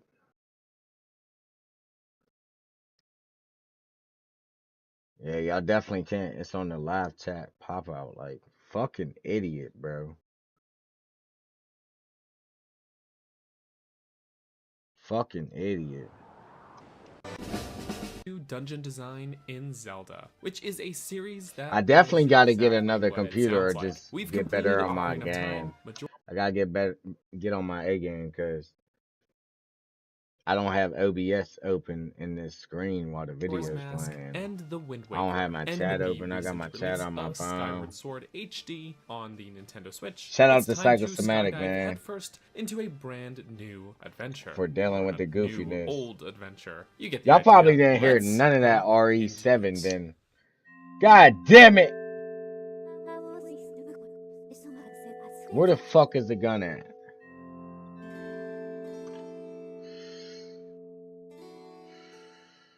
Skyward Sword is At least I notoriously don't one have of to the explain franchise's everything I most just divisive said. games, and while I've always enjoyed it personally, I've also been openly critical in the past, but probably not for the reasons you expect. The motion controls were never an issue for me. In fact, if you listen to the podcast, the Hylian Gamescast, that I co-host with my pal Game Over Jesse, you'll know that I've heavily criticized the game's world structure, its hand-holding, and its constant habit of just outright interrupting gameplay, a barrage of dialogue and text, most often coming from your companion character, Fi. Fi? I always say Fi, like Wi-Fi. So when the remake was announced, I was feeling some trepidation about these aspects of the game, and if they would even be addressed. The good news is that overall, yes, Nintendo definitely has heard the fan feedback and have I streamlined bet it many of the is. game's more I bet it irritating moments was. by either removing unnecessary dialogue or just making it outright optional. Heck, even those motion controls are optional now. The ironic thing about this is that Hey, you with live and you Fi's learn, hints now man. being optional, I'm I glad find I did myself this because I'm doing my season 7 fucking Rick and Morty stream this week, and by then I'll have a system, and we'll be getting it cracking. more willing to actually call upon her. Despite the end results being the same, that being her talking a lot, the very fact that the game lets you ignore her if you want to makes all the difference. It's a small change, but there is a distinct shift in my own mentality about Fi. I guess it's because I'm now the one pressing the button to listen to her, instead of her halting me in my footsteps and interrupting me to talk. It also helps that the texts I do remember that as a kid too, as well. Like Fee, I call her Fee. Like he said, he calls her Fi because like Wi-Fi, and I get it. I don't know what the fuck that bitch's name is, but definitely on the Wii version, she definitely like has a lot of dialogue, and that shit is not sped up. Like you can't hold A. speed has been dramatically Shout increased out to too. They even make Psychosomatic certain for tutorial things saving the optional, stream. like she will just ask you if you want her to explain the dowsing mechanic. You can say no, and then that's it. Thank you. In fact, aspects like dowsing were things I really didn't like about the original, that I find myself coming We around could to just more say in the this version of the game. audio in Since the they last aren't one. forcing it Van down Al's your hit me with throat the constantly, it's easy to copyright. just I ain't briefly mad. switch I'm over he's to the it, goat. look around, and then move on. There's many more small tweaks which come together And I used to abuse that thing. I used to find everything on the map. Fuck that. Fuck are you talking about? I'm finding to everything. make what is, in my opinion, something greater than the sum of their parts. Something worth noting as well is how this game overall differs from other Zelda titles. I feel like Wind Waker strikes an excellent balance of open world and linear design, both inside and outside. Chat.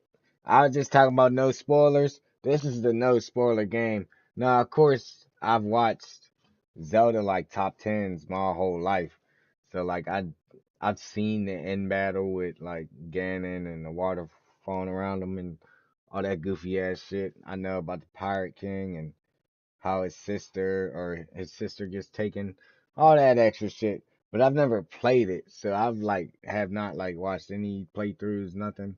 This is definitely a game I might have to play. Like I might have to get me a Switch and get that Side shit of its cracking. dungeons. Meanwhile, Breath of the Wild leans all the way Cause nowadays everybody hypes Wind Waker up, which it definitely probably is I feel like fucking Wind Waker phenomenal. strikes an excellent balance of open world and linear design, both inside and outside of its dungeons. Meanwhile, Breath of the Wild leans all the way into the open world design, and Skyward Sword leans all the way in the opposite direction, doubling down on its linear design. Now, neither is a bad thing in my opinion, they're just different from each other, but what this means for gameplay is that its larger hub areas are pretty limited. The world map itself gets sectioned segment into closed off provinces, which almost act like dungeons in their own right with how they're designed. The game works to constantly propel you forward through the story, and because of this design choice, many people may find themselves feeling limited in what they can do at certain points of the game. But as long as you go in understanding that this game is not Breath of the Wild, then you should be okay.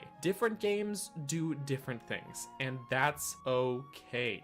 But if you love unraveling dungeons in Zelda, if you love puzzle solving and a constant flow of action, all wrapped up in a beautiful story, then Skyward Sword just might be the game for you. Because of its linear structure, the game does really well at setting up some wonderful set pieces as well as scaling its difficulty. Despite the many wonderful changes made to the HD version, it does still suffer from having Skyward Sword's long introduction. When I talked about games making us do our chores in previous videos, I really meant this stuff. The game is going to take some time to get going, and if I walk you through every detail of all of that, this video is going to get even longer than it already is. So let's just summarize. There's a wonderful prologue which describes how long ago there was a great war between the Demon King and his tribe and the surface dwellers, namely the goddess Hylia, who was the divine protector of a certain golden power. She defeated the demon tribe, and in order to protect said sacred power, she placed it and some of the inhabitants of the surface on an outcropping of land and sent it skyward, out of reach. In the present day, we meet Link and Zelda, childhood besties who are probably in love.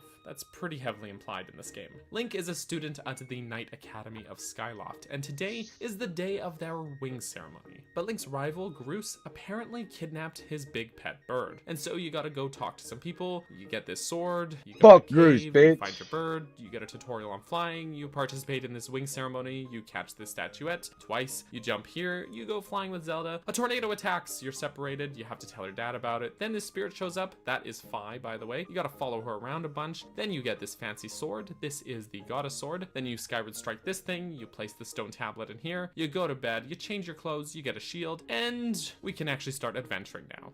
Okay.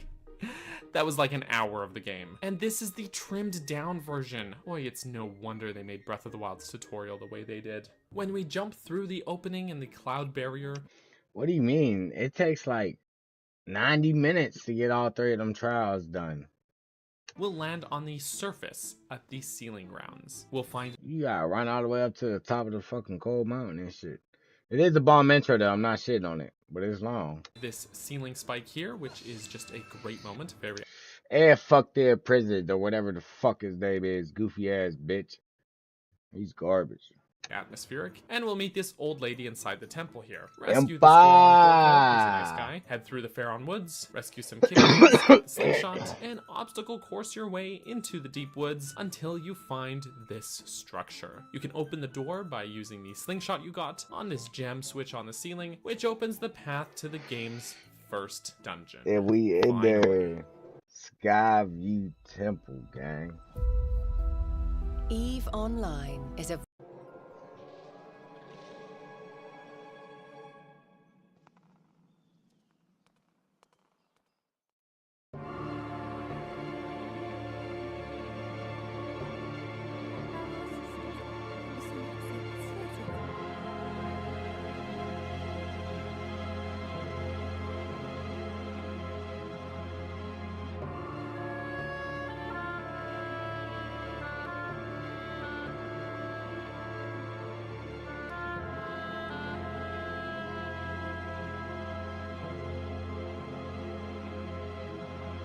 Welcome to Skyview Temple. It's unclear the origins of this place. Fi states that it's been around since ancient times, but its age is made clear. Being located deep in the Faron Woods has lent itself to this structure being overgrown with vegetation. There's plenty of flora, mushrooms, heck, even entire trees sprouting their ways in and out of the rooms here. Much of the stonework is still intact, but there's large sections that have crumbled away, such as parts of the ceiling, these stairs, and this entire bridge being just gone. Whatever the case may be about the temple's origins, aside from it just being ancient, clearly nobody's been around to maintain the structure, and nature is reclaiming it. This design overall is great to me. The structure feels more believable as a temple with these symmetrical stairs and rooms, but its more gamey linear progression that makes you crisscross through the rooms can be explained by the structure's damage. It just makes the whole place feel more alive and real to me. I'm quite fond of the visual style of this place. I've always been fond of nature, and forest-themed areas in video games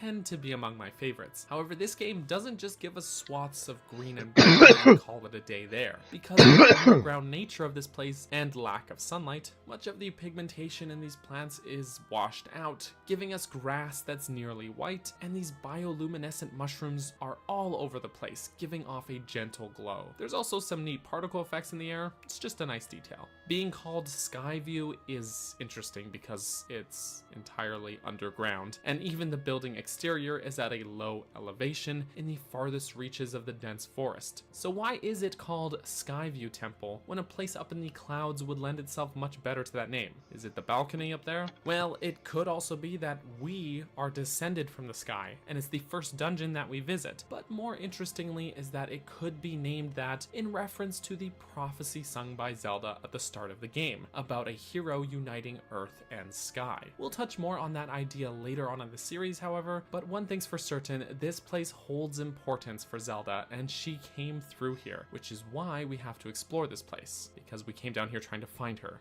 That's the story here. I find Skyview a very interesting dungeon to examine. It's the game's starter dungeon, but since we've probably been playing for a couple of hours by the time that we reach here, we should be confident with simply controlling Link. I figured Therefore, since we watching this for 3 hours, I can could change the name. For us. So instead of teaching us, it can put our skills to the test, not only with combat, but also with Link's very movement options. Ideas like using the slingshot to unravel these vines, swinging from vines, and crawling through small spaces were all introduced to us in rather controlled conditions outside of the dungeon, but are all integrated into the dungeon design and expanded upon in much greater detail here. It's good stuff. Something that could have been done better though is conveyance with some of these puzzles. Like, this gem switch is pretty much in plain sight and it opens a door. That's fine by me. But then when the dungeon needs to be littered with little stone tablets to give you cryptic hints about opening doors, that kind of thing feels like it's born from either poor design in your puzzles or unnecessary hand-holding.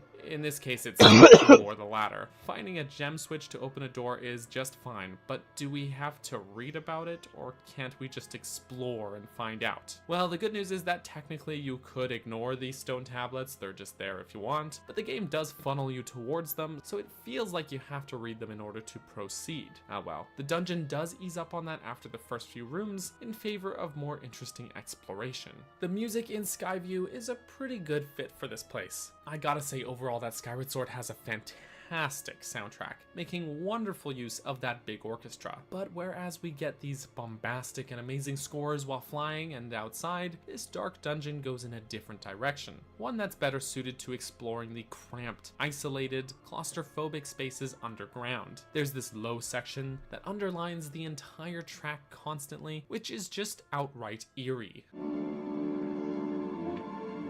Our internet bill went up?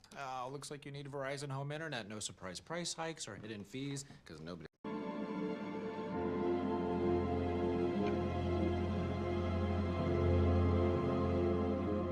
Then this more sinister section comes in, and it's got that great danger just around the corner feel that fits the dungeon atmosphere to a T.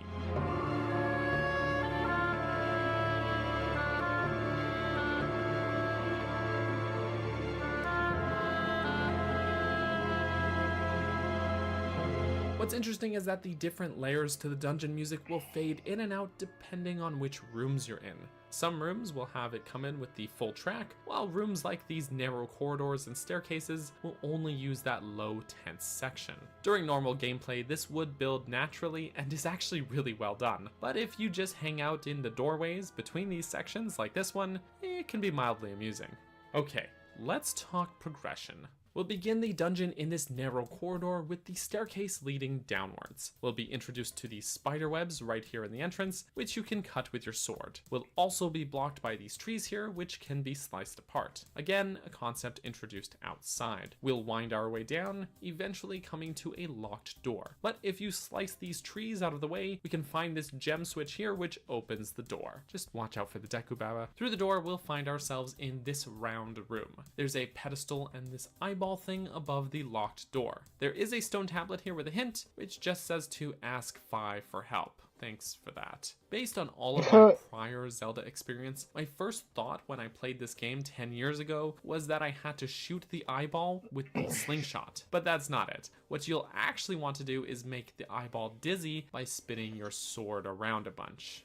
Okay, this opens the door and we can head on through, which takes us into the dungeon's central room. Or at least the first of 2 central rooms that this dungeon has. Watch out for these little spiky bomb things, which are apparently called burrs, and the Dekubabas that hang from the ceiling. From this room, there are 5 doors, not counting the one we just came through. Though on this ledge, we can make a shortcut from the entrance hallway back into the dungeon. Just watch out for the Walchulas here. Oh, heebie-jeebies. Otherwise, 2 of the 5 doors are actually on balconies out of reach, so forget about those 2 for now. All 3 of these accessible doors are locked. The one dead ahead needs a key, and if we look around, we'll see a gem switch directly above the eastern door. So we can use the slingshot to activate that and head through. Here in this eastern room, we'll encounter our first Skulltula. If you whack his side, you can rotate him and stab his weak spot on his underbelly. If you're not precise with the controls, it can give you some trouble. Their visual design is pretty good though. Giant spiders are almost always a safe bet for heebie-jeebie stuff. There's a stone tablet here as well, with this hint about the gemstones opening doors, which we should already know because we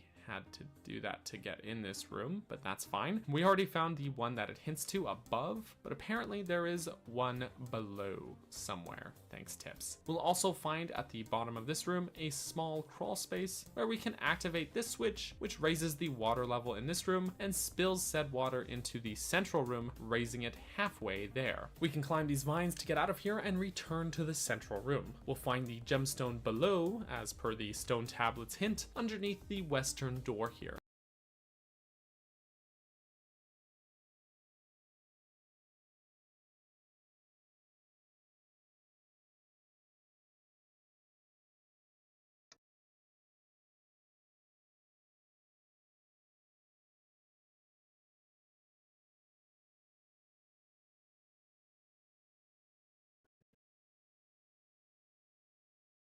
Yeah, I definitely The know western that. room I mirrors definitely its need eastern to. counterpart, but these Skulltulas are blocking the path I had it. across I the just room. don't have So no we can money use on my these card. I gotta slingshots go to the to bank unravel these vines tomorrow. and then swing across to the other end of the Just room, go to where an we can ATM and stop conveniently being kill lazy. these Skulltulas from behind. I was if literally we want. We'll downtown find another stone tablet, which today. hints that the Didn't go gemstones there. are marked on the dungeon map with a red X. Okay. Then through the door, we'll find this chest with the actual dungeon map in it. Great. Something of note about Skyward Sword is that it does away entirely with the compass and effectively combines it with the map. So we'll have all of the treasure chests and points of interest marked on the map right away. Worth noting is the gemstone switch in the prior room, which raises the water level up all the way in the central room, allowing us to reach the balcony on the east end by jumping from this floating log and climbing the vine wall. We'll be on the previously inaccessible section of the eastern room from before, where we can kill this Skulltula and then do a repeat of the eyeball puzzle from before, which is now expanded upon here with a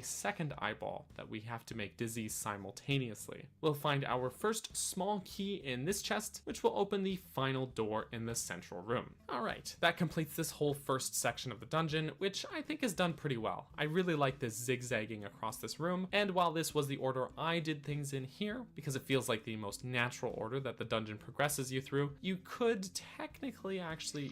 Shit, the past week before this shit ended on the YouTube Premium, it was like 3,000 hours watched without ads. It was like 500 hours in the Raise the background. water I'm level like, in the eastern and western God room in either damn. order, but this one just Might have feels to like the delete way this that the shit. game naturally funnels you. Heading through this door takes us into a second sort of central room, though this one is much larger in scale. There's once again an eastern, western, and northern door, which are all locked. There's plenty of baddies in this room as well, such as green bokoblins, skulltulas, and keys. In addition to those 3 doors, there's also a door leading into this interior room, which you can unlock by hitting this gem switch directly above the door. Heading inside takes us to the dungeon's mid-boss fight. This battle pits us against a Stalfos. He isn't too tough, but I do enjoy this battle. The Stalfos wields 2 swords and he'll block 2 angles at a time with them, meaning you'll need to aim the direction of your sword swipes at whichever angle he leaves exposed.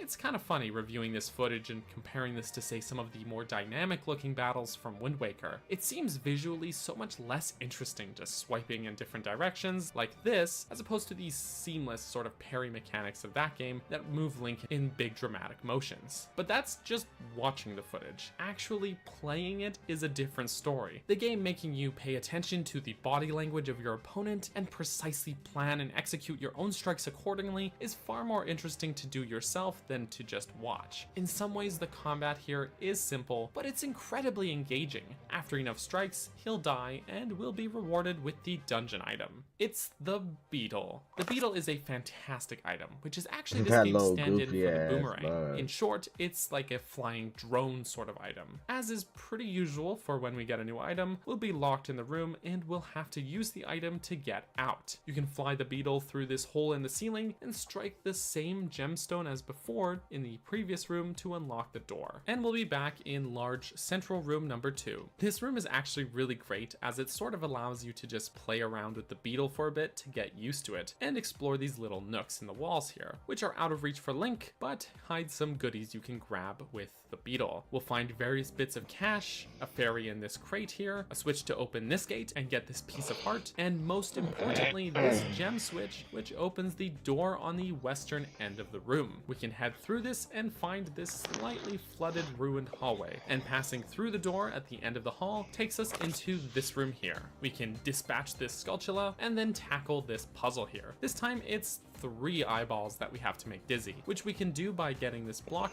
from the balcony up here and pushing it over here so we can stand on top of it. If we're positioned correctly, then all 3 eyes should be open at once, and then we can spin them around and open the treasure chest for another small key. We can head back through the hallway by activating this gem switch to raise the water level and swim up to the ledge, and passing through here and back into the large round room, we can spend the key we just got on the eastern door. Watch out for the Deku Babas on the ceiling, which you can actually cut off the ceiling with the Beetle. We can head down the hall, kill this Staldra by cutting all 3 of its heads simultaneously, and head through the door, which will take us into this northernmost room with this huge chasm. You can kill this Boko, drop this Skulltula to its death, and we can open this gate back into the round central room from before. If you cross this tightrope over the chasm, you'll reach the boss door. However, we don't have the boss key yet. There's a bit of an obstacle course in this room here, which is really great, as we have to climb up and zigzag around this room swinging on all of these vines. It's honestly pretty fun. We'll find this chest with the boss key inside. Not the boss key, this gold carving inside. Yes, Skyward Sword does away with boss keys as well, replacing them with these 3D objects instead, which we have to rotate and maneuver to fit inside the locks of the boss doors. I don't mind this though, it adds one final small puzzle element onto a seemingly innocuous part of the game.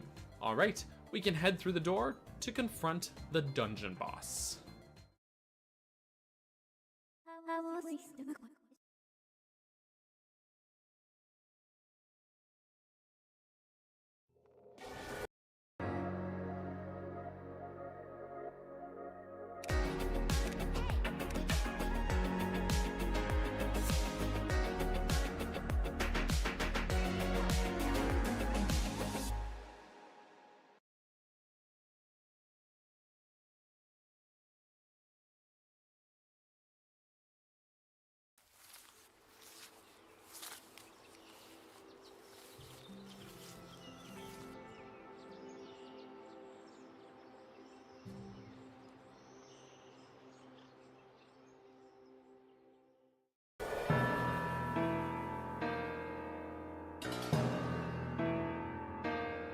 In this chamber, we'll find this creepy dude. This is Girahim, the Demon Lord. He came here for the same reason as you, to find Zelda, but you know, with evil intentions instead. However, he becomes so frustrated with the fact that he can't pass through the next door to reach where Zelda is, that he decides he wants to take his frustrations out on you, initiating the battle. I love Girahim's writing here. He's got the perfect infusion of charming and sadistic. He's genuinely one of my favorite Zelda villains ever. Also worth noting is how great Girahim's theme music is. During his cutscenes, we get this slower, dramatic version of the theme with these bellowing organs. It's a great piece.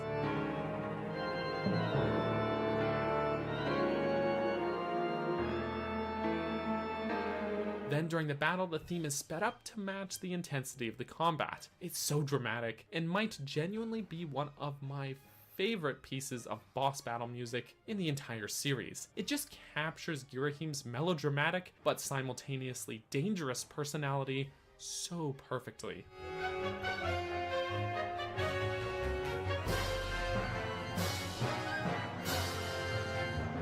Minor spoiler here, but this is only the first time that we'll battle Girahim, and in this encounter, he isn't too tough. He's only the first boss after all. They do at least make this fit with the story, however, as he's more or less just toying with Link at this point. You know, like a cat playing with his food. During the first phase of the battle, he'll just slowly approach you and try to catch your sword as you swing at him. His catches are telegraphed by the way he holds his hand out, forcing you to somewhat psych him out. Have him ready his hand in one direction, but then actually swing in the opposite way. This sounds simple enough, but if you're not used to these sword controls, then it can take some serious getting used to. Thankfully, he doesn't do much to actually attack you yet, letting you get plenty of practice in here. After dealing a fair amount of hits to him, he'll get fed up, draw his sword, and actually do battle with you. Ironically, I actually feel like this portion of the fight is easier. Even though he'll now actually attack you and deal damage, he doesn't block you as much either, meaning it's easier to land your own hits on him as well. When he rushes you, you can time your parry with your shield to stun him momentarily and land some hits, or you can strike him in this moment after he teleports near you.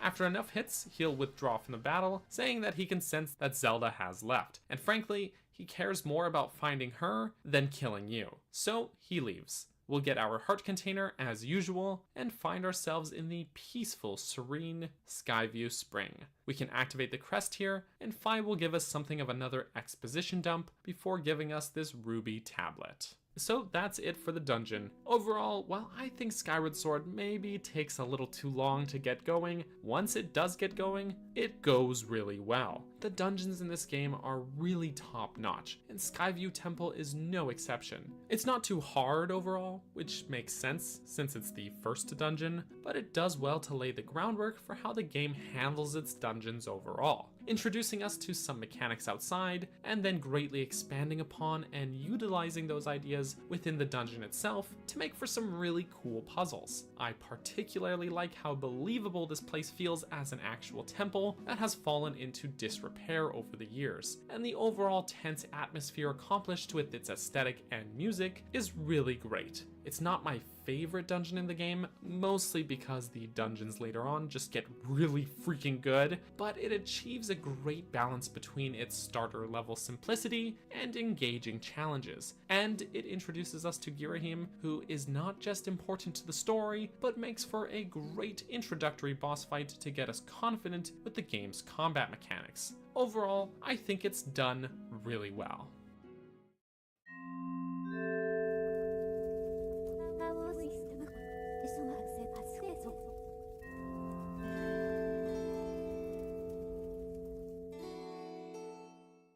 Using the ruby tablet that we obtained at the end of Skyview Temple, we can now create another opening in the Cloud Barrier and descend into the Eldin region. Eldin Volcano, which is almost certainly Death Mountain itself, houses our next destination. We'll land near the base of the volcano and have to make our way up to the summit. On our way, we'll meet these guys, the Mogmas, who will give out some tips if needed, as well as providing us with these very useful digging mitts, which allow us to dig.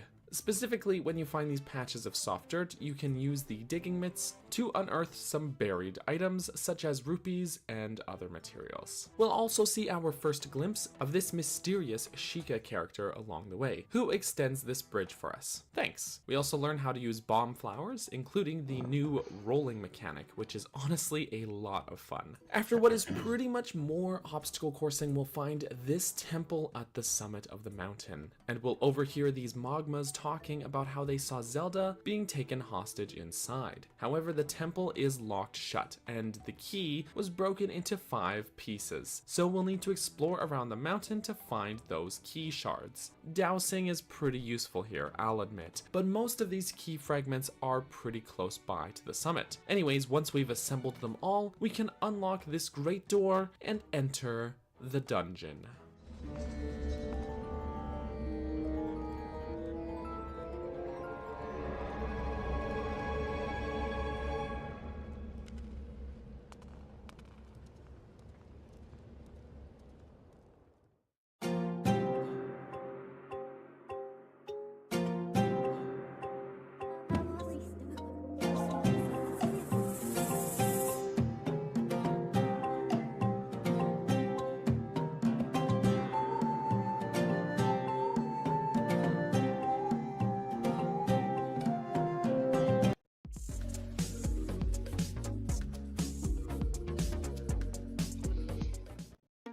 Hey, I'm Dea, and a little thing I love about the Chick-fil-A chicken strips is that crispy breading.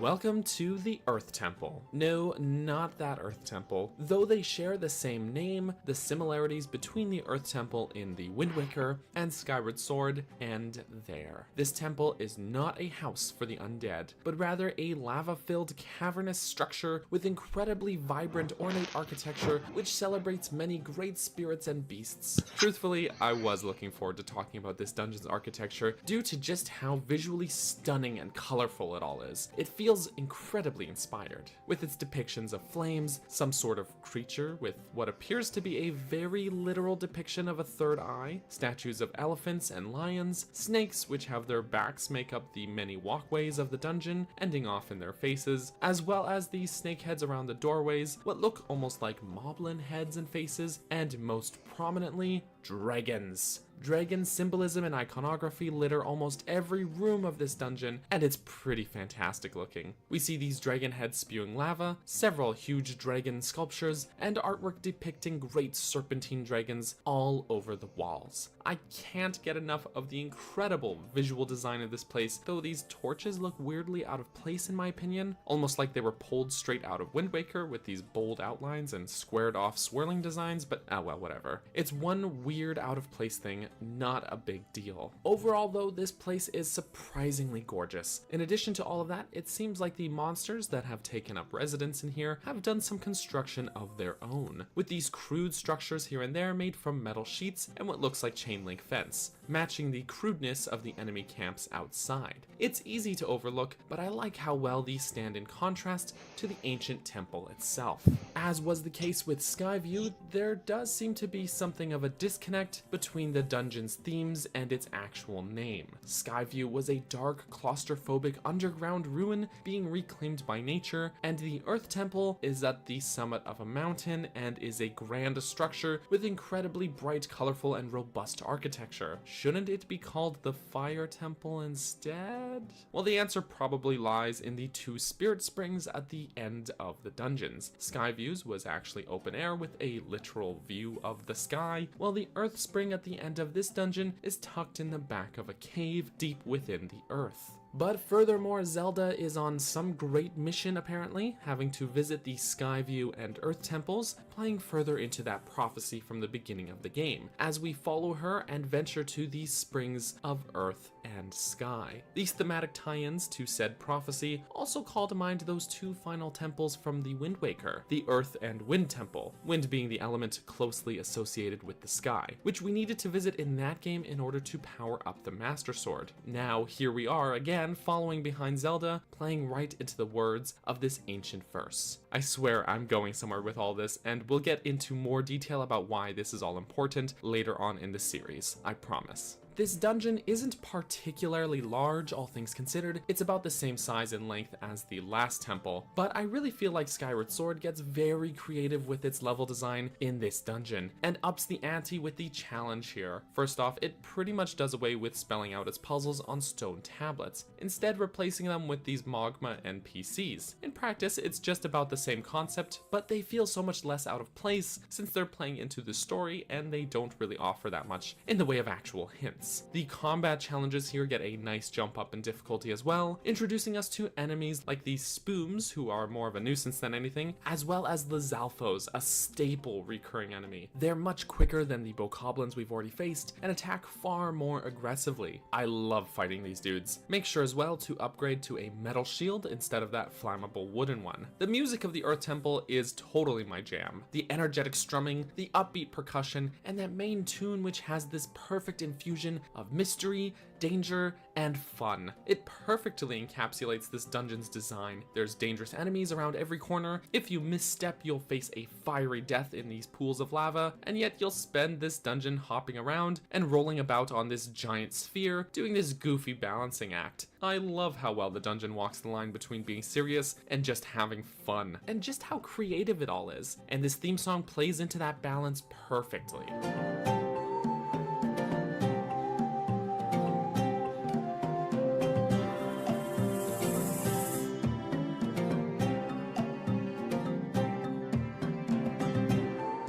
Let's get into the actual progression. There's this long hallway at the start of the dungeon where we can get used to hopping around platform to platform, introducing us to the way that these platforms can raise and lower with these lava geysers. In this side alcove, we'll find one of the Mogmas here, who says that his buddy has gone missing, and reiterates that he also saw Zelda get kidnapped and dragged through here. We can continue hopping our way over to the end of the room, where we'll hit a supposed dead end, as the bridge that we need to cross is retracted. There's these ropes connected to gears on the ground on either end of this platform, and cutting each rope lowers the bridge down part of the way, but not completely. The last rope we need to cut is out of reach, so we can use the beetle to fly over and snip it, lowering the bridge completely. This is actually a moment in which the HD version's increased resolution is to the game's benefit. I know graphics aren't everything when talking game design, but in this case it's just literally easier to see this final rope with the increased resolution, aiding in that player conveyance. Okay, crossing over the bridge takes us into the dungeon's central room. We're limited to just this platform when we enter, and right away we'll be confronted by our first Lizalfos. He has this stone shield on one arm, and he'll dodge your attacks and block one angle of his body with the shield. So you'll want to execute your own attacks by swiping in the direction that he leaves exposed. Just watch out because he will come at you and whip you with his tail if you're not quick enough.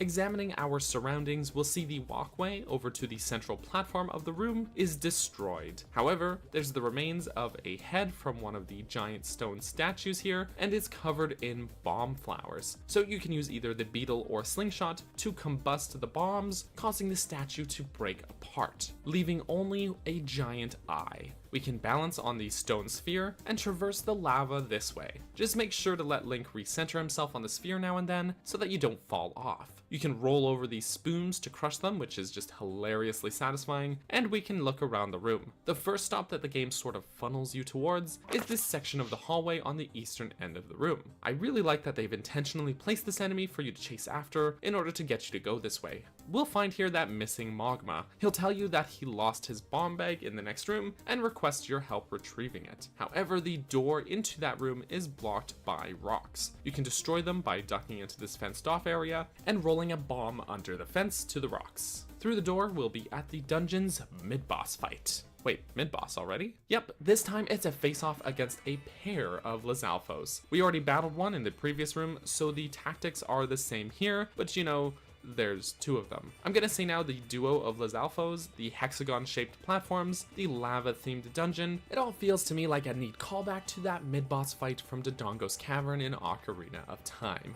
Nice. Between the two of them, they're pretty relentless, so if you're having trouble taking them on, you'll want to try to separate them and take them on one at a time. Individually, they're far less of a threat. Otherwise, once they're both defeated, a chest will appear with the dungeon item. Oh, it's that Magma's bomb bag. But it's also the dungeon item, as when we take it back to him, he'll be so grateful that he just lets us keep it. He gives us 5 bombs to start off with as well. The bomb bag is actually pretty neat in this game, as we don't always have to rely on drops to replenish our stock of bombs. This game lets us, for the first time in the series, pluck bomb flowers, then extinguish them and store them in our bomb bag for later. I love that. Okay, we can continue rolling around and exploring the central room. We'll find a destructible wall in this corner of the room, which hides some treasure. And if we make our way to the central platform, we'll see that the main path is inaccessible since the walkway up to it is retracted down, leaving the door on a ledge out of reach. We can bomb this rock on a ledge and head through the door on the western end of the room, where we'll hop over the lava here, fight some bokoblins, and find this chest which contains the dungeon map. Back in the central room, we can explore around some more, and we'll find that there's these 2 push buttons that we can press in with the stone sphere to raise the walkway. However, only one of them is accessible from here, being on the western end of the walkway. The path to the other button is too narrow for us to get to on the sphere. Thankfully, the dungeon just gave us the map, and that's a big hint. By examining it, we can see that there is a hidden path extending out of the eastern wall of the room. And if we roll over there, sure enough, we'll see that the wall is cracked here, a classic Zelda trope, as well as the wall being marked by an X on the map. You can use bombs to destroy the wall, and we'll find this lava-filled corridor that we can roll on through. As we proceed down this hall, we'll come to what appears to be another dead end in the form of this platform blocking the path. But just like before, by checking the map, we'll see another hidden passage and sure enough, a cracked wall that we can bomb and make our way around the dead end. Ooh, a silver rupee. We'll hit another supposed dead end as a gate blocks the path, and just like the one at the start of the dungeon, we can use the beetle to cut the 2 ropes, one on the front side and one on the back, which is accessible through this tunnel. Cutting both opens the gate, so we can roll on through over this precarious narrow section, and we'll come back into the main central room where we can push that switch in to finish raising the walkway. Wonderful. We can head through the now accessible door and we'll be in this room with this long ramp. As we step onto the slope, boulders will drop. You can duck between the gap in the first wave of boulders and rest in this alcove while your stamina refills. You also will need to use said alcove to avoid the second wave of boulders, which don't have any space in between them. Around the corner we'll find a second ramp, but this time the alcove we'd need to use to avoid the boulders is blocked off by rocks, so you can't head straight up. There's a small hole you'll find at the base of the slope, and by heading through we can take these stairs up to this balcony overlooking the ramp.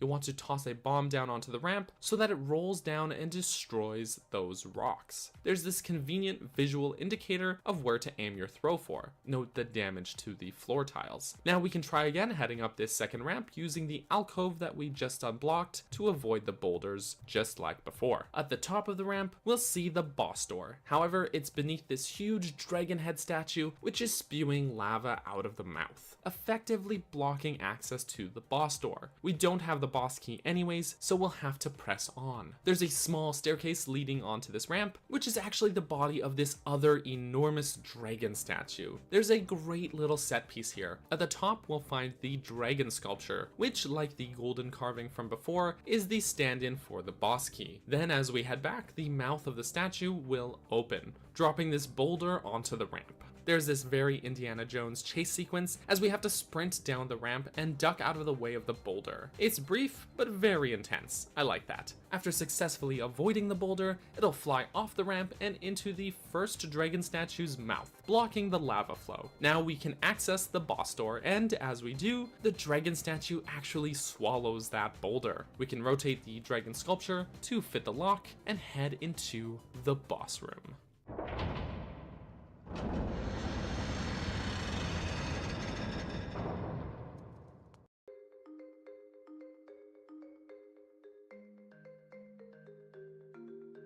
It's the Memorial Day sale. Save up to $700 and get a free adjustable base. Get matched at Mattress Firm. Sleep at night.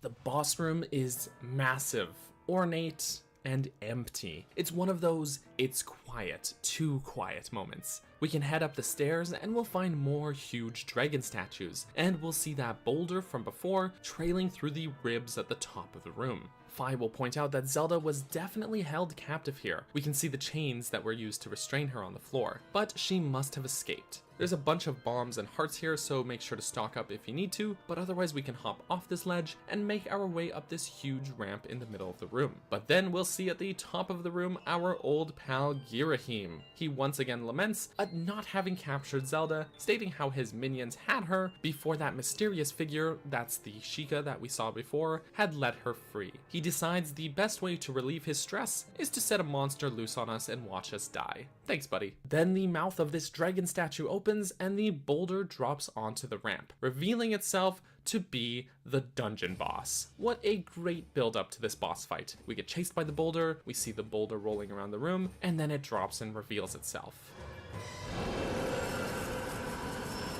This is Scaldera, the pyroclastic fiend. Scaldera seems to be made of molten magma with a stone carapace, and one big ol' eyeball. You can probably guess his weak point, right? Visually, I guess I'm fine with his design, but it's certainly far from the best this game has to offer. It's not all that inspired in my opinion, but it's a serviceable boss battle all things considered. My biggest issue with this fight is how uninvolved it can all be, which is a shame because there's some great potential here that wasn't tapped into. The arena is this narrow ramp, meaning you're limited with just how much space you have to operate, which would have been cool if there weren't this massive safe zone at the top, which has an endless supply of bombs and a lot of recovery hearts. A lot. As Scaldera rushes towards you at the top of the ramp, you can use bombs to stun him, which causes him to roll to the bottom. Once he's at the bottom, he'll start inhaling to charge up a fire breath attack, but you can use this opportunity to toss a bomb right into his mouth. The explosion will destroy some of his stone shell, leaving his eyeball partially exposed and vulnerable to attack. Strike his eyeball, then repeat the process. The more of his shell you destroy, the less he can hide his eye from you, and the more vulnerable he is. Wow, a Zelda boss where you throw bombs in his mouth and attack his giant eyeball. How original. Man, this could have been a really cool boss fight. There's a lot of potential here with this narrow arena. Think like Super Metroid's Crocomire battle, which is a reverse tug-of-war, making you control your space and force your opponent off the ledge. Something more unique like that could have lent itself to separating this battle from the long list of samey, tropey Zelda bosses. But no. Heck, you barely have to be engaged in this battle, and this narrow arena hardly matters. Scaldera will literally just walk over you and end up rolling back down to the ramp by hitting one of the bomb flowers on the top. Meaning you don't really have to control the space here. You can just stand around at the bottom and wait for him. When he rolls down, he's easy enough to avoid too. This could have been a tense battle, but instead, he's just doing his routine here, and we're just there for it, waiting for him to open his mouth so we can toss a bomb in. Then poking him in the eye. Oh well, I guess not every battle is going to be as engaging and intense as the one-on-one duels with Girahim. After enough hits to his eyeball, he'll go down, and we'll get our heart container as usual. We can head through the door and into the Spirit Spring. We'll find Zelda here with that mysterious Sheikah figure from before. However, this happy reunion is cut short, as they remind Zelda that they have to focus on the task at hand. Zelda apologizes and is ushered through the portal, and this Sheikah character takes a moment to chastise us for taking too long to get here before heading through herself, leaving us here alone. We'll activate the goddess crest here just like before, and we'll receive the amber tablet. And that's the dungeon. The Earth Temple is, above all else, an absolutely fun time set over the backdrop of an incredibly detailed architectural wonder that pays homage to a lot of different folklore. I love the visual design of this place to bits, and I think this ball rolling mechanic is done in just the right dose to be unique and fun, while also not overstaying its welcome. If they had taken it much further, it could have gotten really stale, but they dole it out in just the right dose. While Scaldera is a rather underwhelming boss battle in my opinion, the rest of the level design and combat more than make up for this. My only complaint beyond the boss fight would perhaps be that the dungeon is a little too heavy-handed and generous with the recovery hearts. They are everywhere, between the swaths of heart flowers, the hearts you can dig up with the mitts, and the fairies hidden in the dungeon. It just feels like it's a bit over the top. Maybe they were worried about players taking too much damage from all of the lava,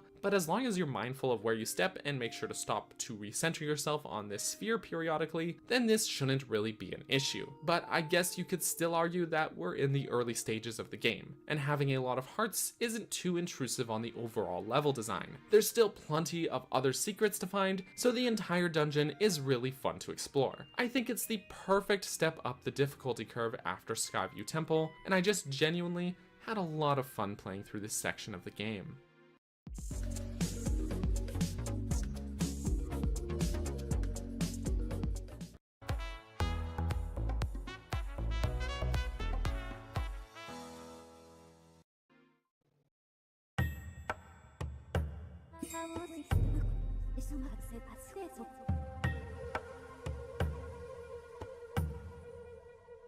Last time, we conquered the Earth Temple and received the Amber Tablet, which will create the last opening through the Cloud Barrier, allowing us to descend into the Lanayru Desert. We'll land here at the Lanayru Mines, where we'll have some things to do before we can make it to the next dungeon. Most notably, we'll be introduced to the Timeshift Stones, which are one of the game's coolest mechanics. When struck, the Timeshift Stones create an area of effect, and the space within that bubble is transformed back to the state it was in the distant past. It's a really strange, localized form of time travel. This, for one thing, gives a wonderful visual flair to this area, contrasting the barren, lifeless desert with its former state as a lush, green environment. Ancient ruins show their old colors as lively and ornate buildings, and most interestingly, old machines, mechanisms, and this race of ancient robots spring back to life. Yes, indeed, as it turns out, the Lanayru region was once home to the ancient robots who, along with many of their machines and equipment, harnessed these timeshift stones as a power source. There's some really cool puzzle solving involving these timeshift stones, wherein we may have to switch back and forth between these two eras just to make it down a single hallway, as automated minecarts become functioning, sink sand becomes solid floor, barriers vanish, and doors become openable. It's incredibly clever design. Eventually, we'll make it to this section of the desert where we'll find these ancient ruins. One of these ancient robots, which we rescue here, upgrades our beetle to allow it to pick up and drop items, which is most useful for grabbing bomb flowers and dropping them onto enemies or hard to reach rocks. Soon after, we'll also have our map altered to reflect the ancient state of this area, showing where hidden paths are. That's pretty neat. At the back end of the desert, we'll find this temple, known as the Temple of Time. No, not that Temple of Time. However, the entrance is blocked off. We'll learn that there's an alternative entrance through the ancient Lanayru mining facility. However, the entrance to that place is also blocked off. We'll uncover said entrance by finding this rotating mechanism, activating 3 corresponding mechanisms spread throughout the desert, then activating the main one, rotating its dials so that it reflects the directions of the other 3 as indicated on your map. It's a pretty cool puzzle. Once done, this ancient structure will rise from beneath the sand, revealing the entrance to the dungeon.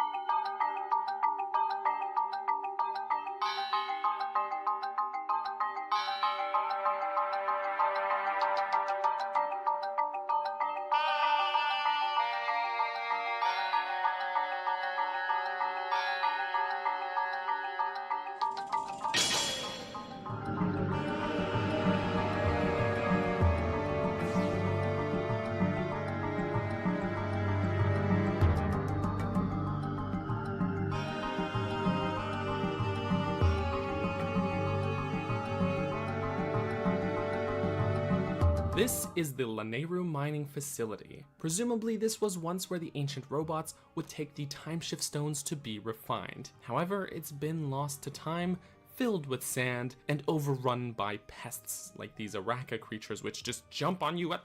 Get off of me, you creepy crawly creature. This place also features the timeshift stones that we saw outside, meaning we can alternate many of the rooms between their current run-down state and back to their glory days when the facility was operational, as minecarts, conveyor belts, and whirring machines run autonomously, transporting raw ore and timeshift stones between its many rooms. I have to commend Skyward Sword for how it takes what could have easily been a lifeless and bland area, being the vast barren desert, and using that as a way to juxtapose itself with its former glory days via these timeshift stones. The striking visual difference between these two time periods is really pleasant to see. It's a visual treat. The present day has this melancholic, deteriorated feeling, while the ancient past is vibrant, colorful, and bustling with energy, literally in some cases. The difference between these time periods' enemy types aids in this contrast. All of the enemies in the present day are creatures who have moved into the abandoned facility, like Keese, the creepy Arakas, the Spooms, and the blowfish-like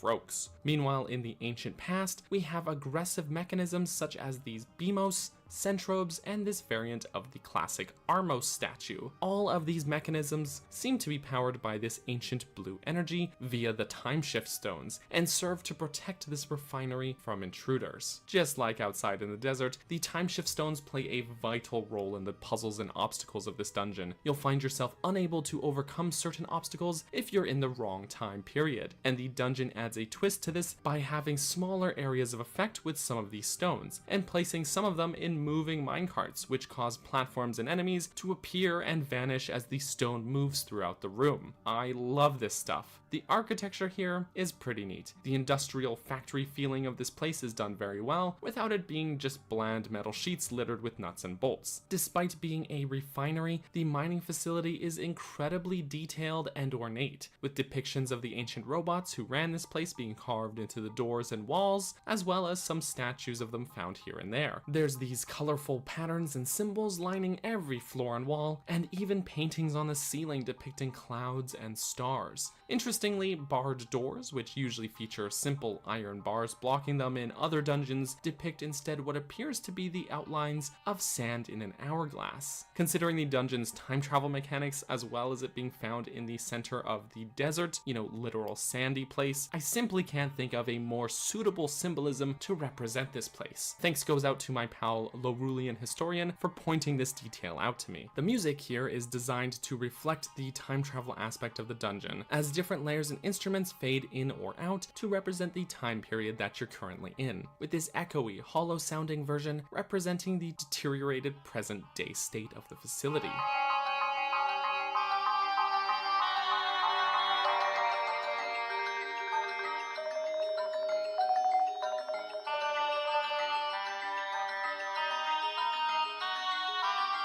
Meanwhile, this robust and energetic version of the song plays in the past when the facility was operating and colorful.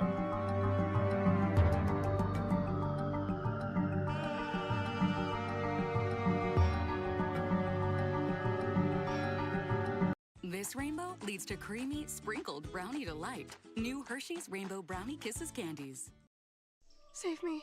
Let me guess. Silicones, sulfates, dyes. Native restores dry, mistreated hair to its moisturized state with plant-based ingredients. Clean, moisturizing hair care isn't a myth. It's at nativecost.com.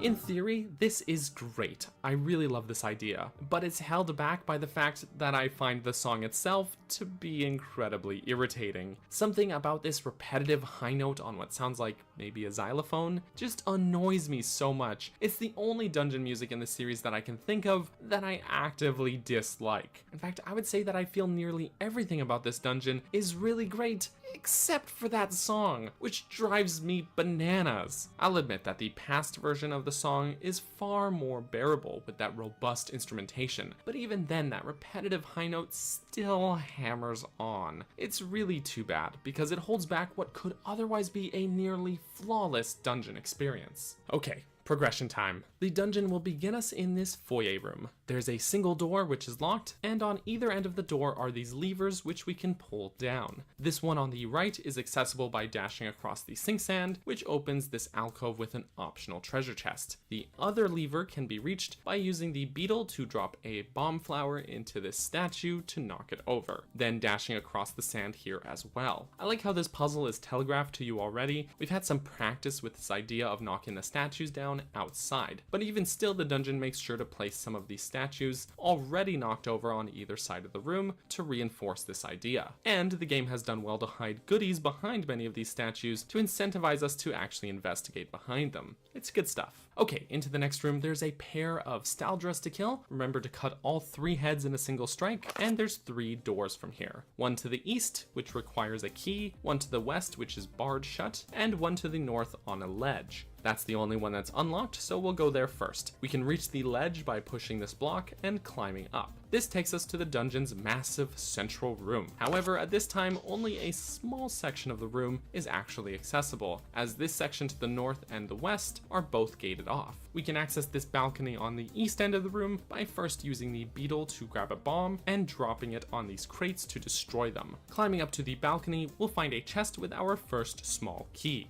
Great. The ladder to go further up is blocked at the top, so there's nowhere else in this room we can go just yet. Instead, we can backtrack to the previous room and spend that key we just found on the eastern door. This will take us into what I'll call the first factory room. There's several conveyor belts in this room which are currently inactive. We can cross here, climb this ladder, then destroy the crates blocking the next ladder with the same method as before, and at the top of this ledge we'll find this push switch which opens access to the timeshift stone in the center of the room. It's a bit tricky to hit if you're using your slingshot, so I recommend just using the beetle to activate it. This brings the factory room to life, activating the conveyor belts and the machines in here. I just love the visual presentation of rooms like this one. There's several Beamos which can be defeated by attacking the glowing blue weak points, specifically cutting them down to size by slashing across these midsections and then stabbing the eye. If they do fire a laser at you, then you can shield parry to reflect it back and momentarily stun them. We'll want to make our way over to this end of the room by crossing these conveyor belts. We'll pass by this locked door, remember that, and by making our way up here, we'll find this lever which opens the door. There's another lever on the lower edge here as well, which opens the bars blocking this alcove for an optional chest with cash. Heading into the room we just opened takes us into this room with these blocks. We can hop around the top of these blocks to make our way around the rooms, and if we knock these Frokes back into the piles of rocks, they'll actually blow up.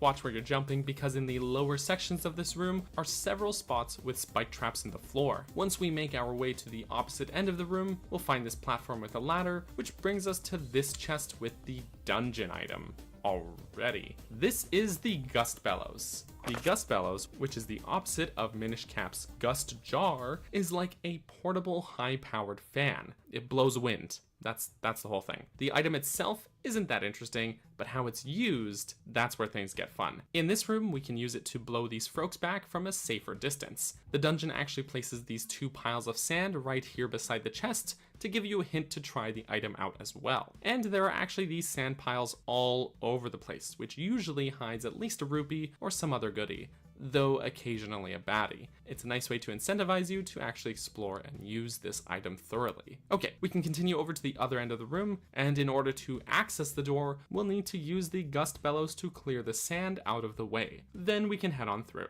And this actually loops us back to the central room once again, at the top of that inaccessible ledge near where we found the small key before. We're dropped back into the same spot as before, nowhere else we can go here in the main room. So we can head back into that crossroad room from before, which still had that one door left to go through. We can clear these sand piles in the corner here to find a push block and a switch, so we can use those to open that western door that was barred shut. Heading through takes us into factory room number 2. We can dash to these platforms in the sink sand, and we'll find this sand pile in the corner, which actually hides a timeshift stone. stone. We can revert the room back to its past state and use the gust bellows to turn the rotors and move these platforms along the rails. We'll also use the gust bellows to spin this pinwheel above the door to open it. There's a BMOS here, as well as our first encounter with a Centrobe. They'll launch missiles at you, which can be reflected back with a carefully timed shield parry, or by using your sword Dead Man's Volley style. When it launches these mini orbs at you, they can also be destroyed by swiping your sword along the blue lines. This enemy is pretty cool. I just wish that when they died, they didn't consistently drop piles of cash into bottomless pits. At least come over to the ledge, please. Okay, we can cross this gap, grab this optional chest if you want, then climb up the ladder here, dispatch this BMOS, and open this door by spinning the pinwheel beside it. The next room has a pair of Staldra to battle. Assuming you're not encountering a game-breaking glitch, you can push this block over to reach the ledge. Behind these bars is a chest, and you'll also see some piles of sand. You can use the gust bellows and you'll uncover another timeshift stone, just tucked out of reach. You can use either a Skyward Strike or your slingshot to activate it, transforming the room. Now we'll have our first encounter with this game's version of an Armos. You can spin the rotor on its head, just like those platforms we saw before, and strike the 2 gems in its mouths?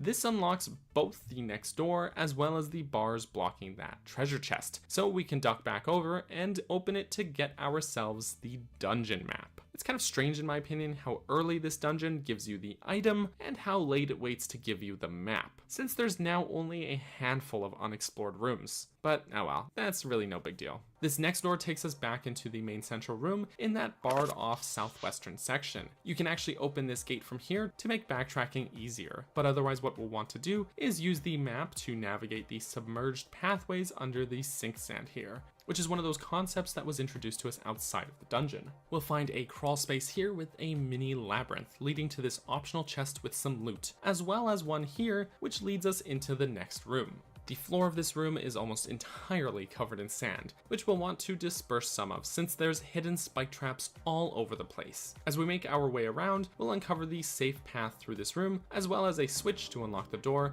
and another optional chest, all hidden beneath the sand. I will admit that clearing out sand in here is weirdly satisfying to do, not unlike some of the vacuuming in Luigi's Mansion 3. Alright, through the next door, we'll find ourselves in the northwest corner of the central room now. There's a sand pile here, which hides a minecart with a timeshift stone. Striking the stone will activate the minecart, and as it travels along, the timeshift area of effect will cause platforms to appear across these gaps, so we will have to follow along to progress through the room. We'll come to this platform near the center of the room, where we'll battle a Centrobe, and the cart's path will be blocked by this gate. We can open this one with the gust bellows as well, and follow the cart through. Stay close to the cart to cross this section as well. There's a couple BMOS, but only one is actually mandatory to defeat. There's not really enough time to defeat the rest, so I just recommend stunning them by reflecting their laser back at them, then moving on. At the end of the tracks, we can open this gate, which is right near the first entrance into this room on the southern end. Cross the bridge to the east, and we'll find a second minecart. We can activate this stone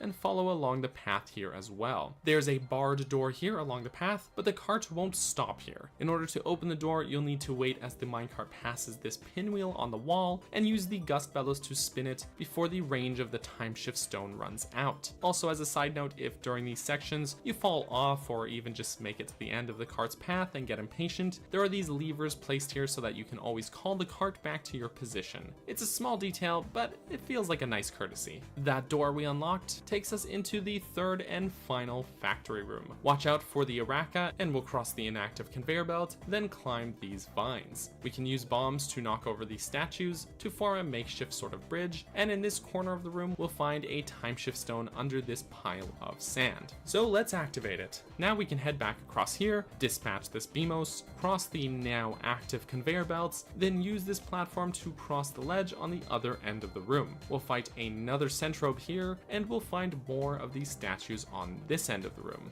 One is already knocked over as a hint, so we can knock the other two over using bombs, and we'll see that behind each of them are these symbols of robot faces. Keep that in mind. On the other side of the room, there's 3 more statues to knock over, so we'll use this rotor platform to cross over here, move this block to open this ladder for later, then ride the other rotor platform to put ourselves into position to knock over the other 3 statues, which each hide a gem switch. So there's a simple enough puzzle here. There's the 3 gem switches, and those 3 sets of robot faces with the corresponding order to strike the switches. 2, 3, then 1. Oh, right, 23 is number 1. Thanks for reminding me, buddy. So strike them in that order, and that will unlock the gate at the northern end of the room. We can duck down this path and climb up that ladder we unblocked, battle these 2 Armos, and we'll find this chest with the boss key in the form of this ancient circuit. This door will arbitrarily unlock for some reason, so we can head over there and we'll emerge in the northeastern end of the central room. There's one more optional chest we can find on this ledge here, but otherwise we can activate this final timeshift stone in the minecart, ride the rotor platform across the gap here, and bring the cart over so that the boss door is within the timeshift area of effect. We can do this rotating puzzle with the ancient circuit to unlock the door and head into the boss room.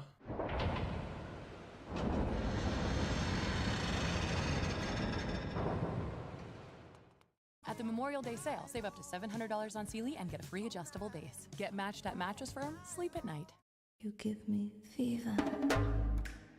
Eternity Aromatic Essence, Calvin Klein.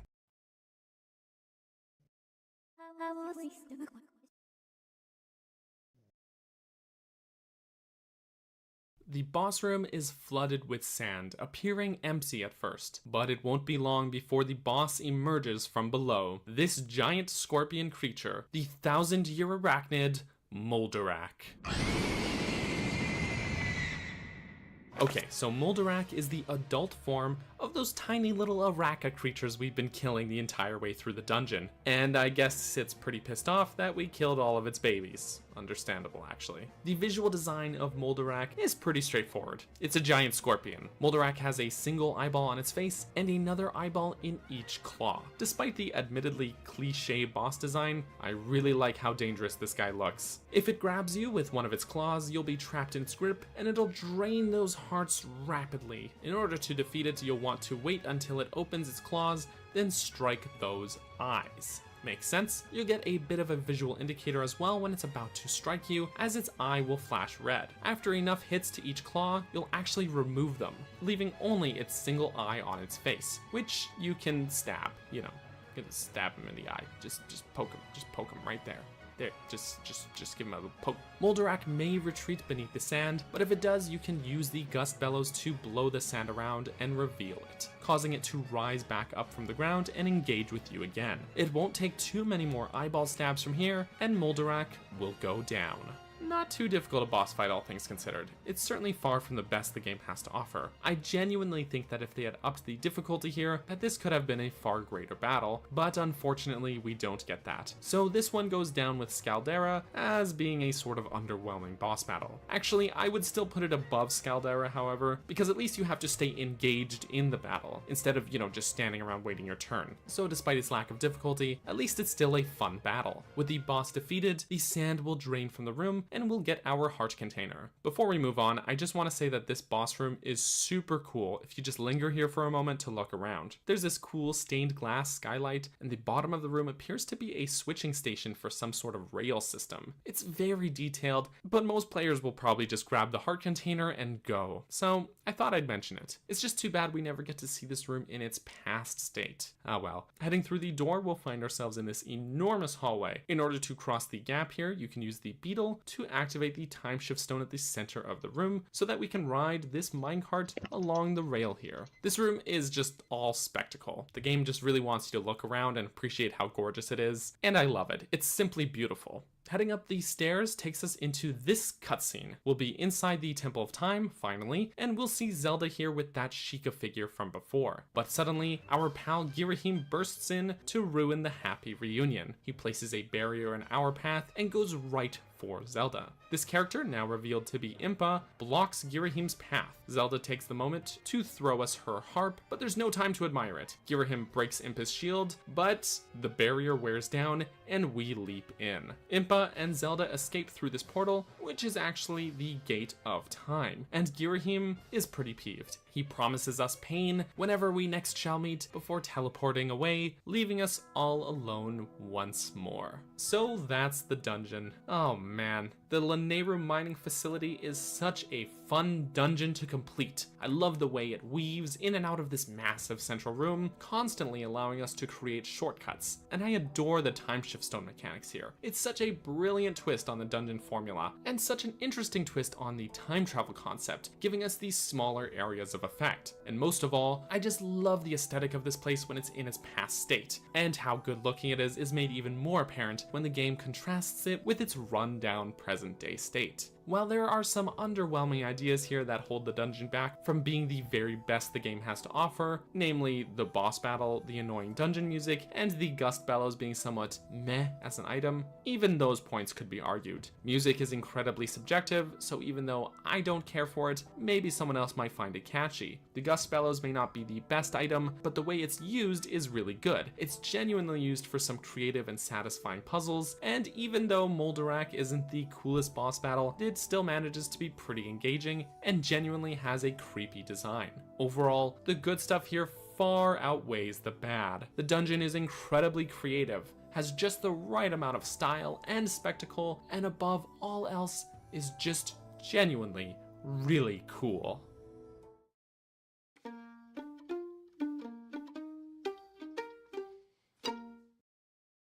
Time to break out the good stuff, specially designed to clean wood, glass, and bathrooms.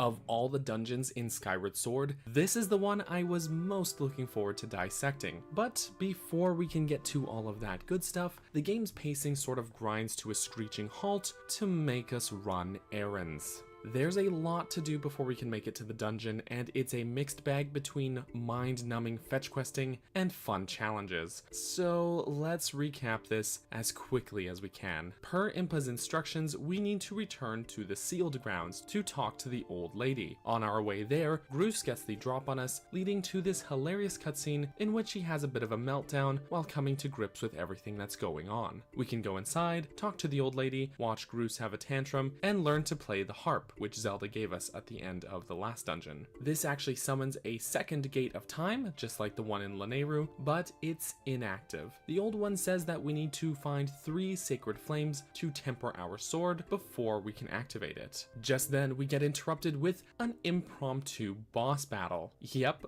our first encounter with the Imprisoned. It'll walk up this spiral path here, up towards the temple. Thankfully, he's not too difficult to defeat. You can slice his toes off to knock him down, then drive the ceiling spike back into his head, or you can skip the toes and just jump down directly onto his head and knock the spike back in that way. Once you've jabbed it back into his skull 3 times, he'll be resealed, which concludes the battle. Okay, so we have to find these 3 sacred flames, but first the old one tells us we have to find someone who knows information about finding those flames back on Skyloft. So we have to fly up, talk to Zelda's dad, who gives us a hint to turn these 2 windmills towards the plaza tower, but oh, one of them is broken and the propeller has fallen beneath the clouds. So we have to talk to this guy, get his robot fixed, find the propeller, use the robot to bring it back up, turn the windmills, play the harp up here, fly into the now open Thunderhead to find this floating island, solve the rotating bridge puzzle, activate this crest, listen to some exposition from Fi, learn this new song, fly back to Faron Woods, and play the song we just learned here to unlock the Silent Realm trial. Yeah, we're still not at the dungeon yet. We can complete the Silent Realm, which involves collecting these little light tier things, all while unarmed and avoiding being murdered. And when done, we'll be rewarded with the Water Dragon Scale, which gives us a new swimming ability. We'll get a hint from the Kikwi Elder to try exploring areas that we couldn't before, so we can enter the interior of this giant tree by swimming under here. We'll weave in and out, climbing to the top of the tree, and we'll find Yerbal, the Kikwi Hermit, up here at the top, who gives us a hint about opening the gate by Lake Floria by drawing a symbol to match this symbol here, which is the same symbol as the goddess Furore. So we do that, and then we dive into the lake, and we're still not there. Swim along the Floria River, following this Parella dude, fight some evil fish, and eventually we'll find Faron the water dragon. But apparently she is injured, so we have another fetch quest which involves trekking all the way back to Skyview Temple, doing the dungeon again for some reason, though thankfully most of the doors remain unlocked from our previous visit here, but not this first one for some reason. And also getting interrupted by these Mogmas constantly is both unnecessary and irritating. Guys, I know how to do this dungeon, I've been here before. We can head to the very back of the dungeon, battle a trio of Stalfos, all to get Faron a bottle of water. We can finally bring it back to her, which heals her, and she'll open for us the entrance to the dungeon. Finally. Before we actually enter the dungeon, I have a few thoughts I'd like to voice here. This section just takes too long. Even in the HD version, which is a lot more streamlined, this is still a long slog of fetch questing that is just kind of uninteresting. I actually do really enjoy the Silent Realm trial for how different it is from the rest of the game, as well as the imprisoned boss battle, but the other stuff is pretty egregious, especially going through Skyview Temple again. It's not like in Wind Waker, where we had to revisit the Forsaken Fortress only to be able to complete the parts of the dungeon that we couldn't before. No, we did complete the entire dungeon the first time through here, so this is just padding. If they cut out this section revisiting Skyview Temple, I genuinely believe it would be to the game's benefit. We already had to do so much just to get here, and to be just sent back to the other end of the forest to slog through a dungeon we've already completed is just irritating. The good news is that this all leads up to my personal favorite dungeon in the game. Even the dungeon entrance outside is gorgeous, with these pillars and the giant fish sculpture behind the waterfall, though that entrance does remind me a bit of Angler's Tunnel from Link's Awakening, but it's still incredibly memorable and visually striking. Final note, you don't really have to, but you can upgrade to the Sacred Shield at this point in the game. You'll get by just fine in this dungeon without it, but it is pretty cool looking and it does have some moderate usefulness. With all that stuff out of the way, let's head into the dungeon. At the Memorial Day sale, get a queen mattress and adjustable base for $499.99. Get matched at Mattress Firm, sleep at night. Caramel in a Reese's? Okay, I have a few questions. Oh, cool. That clears it up. Thanks.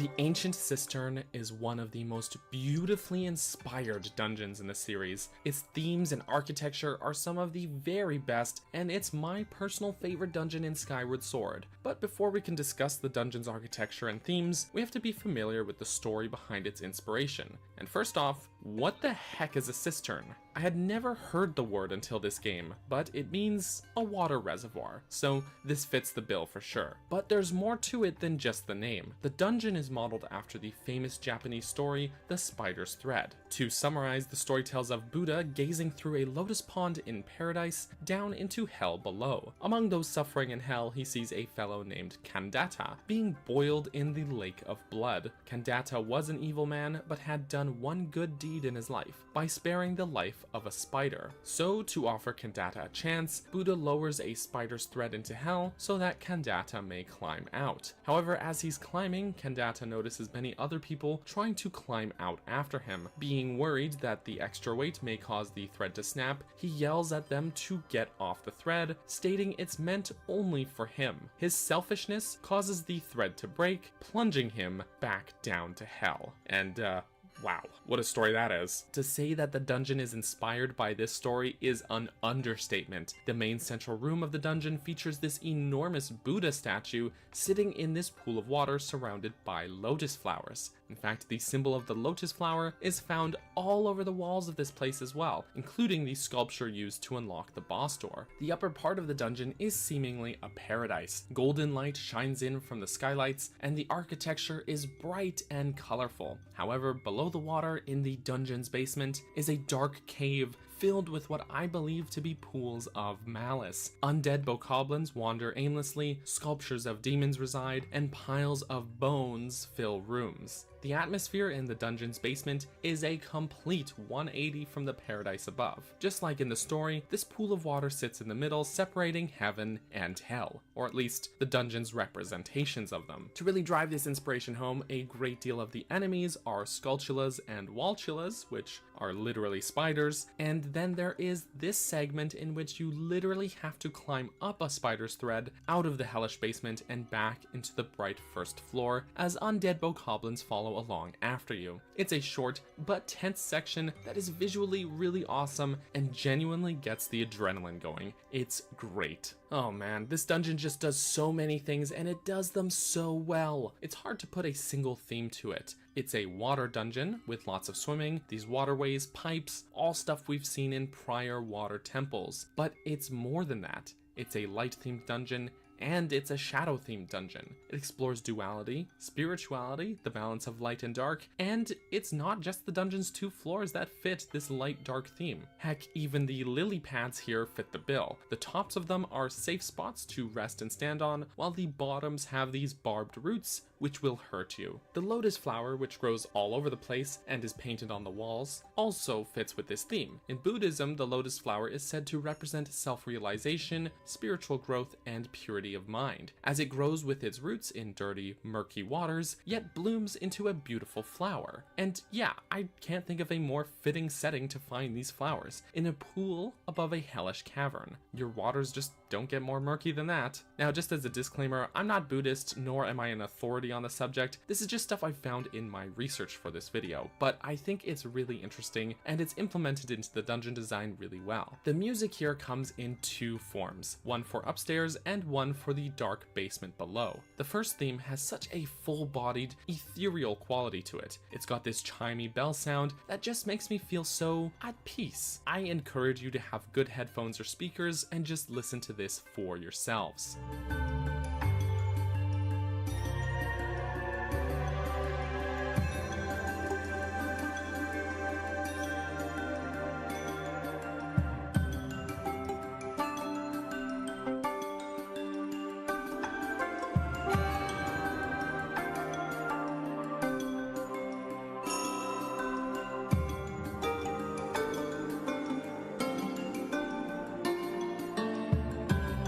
There's something about this calming music that also seems to have this curious, quizzical sound to it. It's not a total jam of a song like, say, the Earth Temple, but it provides the perfect ambience for this dungeon and is truthfully just a well-crafted, great piece of music. The music for the basement, on the other hand, is, well, the opposite. Rather than a full-sounding, pleasant, ethereal theme, we get this dark, distorted, hollow-sounding rendition of the song. It's not quite as high up there in the creepy factor as, say, the themes from Ocarina of Time's Shadow Temple or Icana Canyon from Majora's Mask, but the point of this song is to stand in direct contrast to the dungeon's main theme upstairs, and it nails that.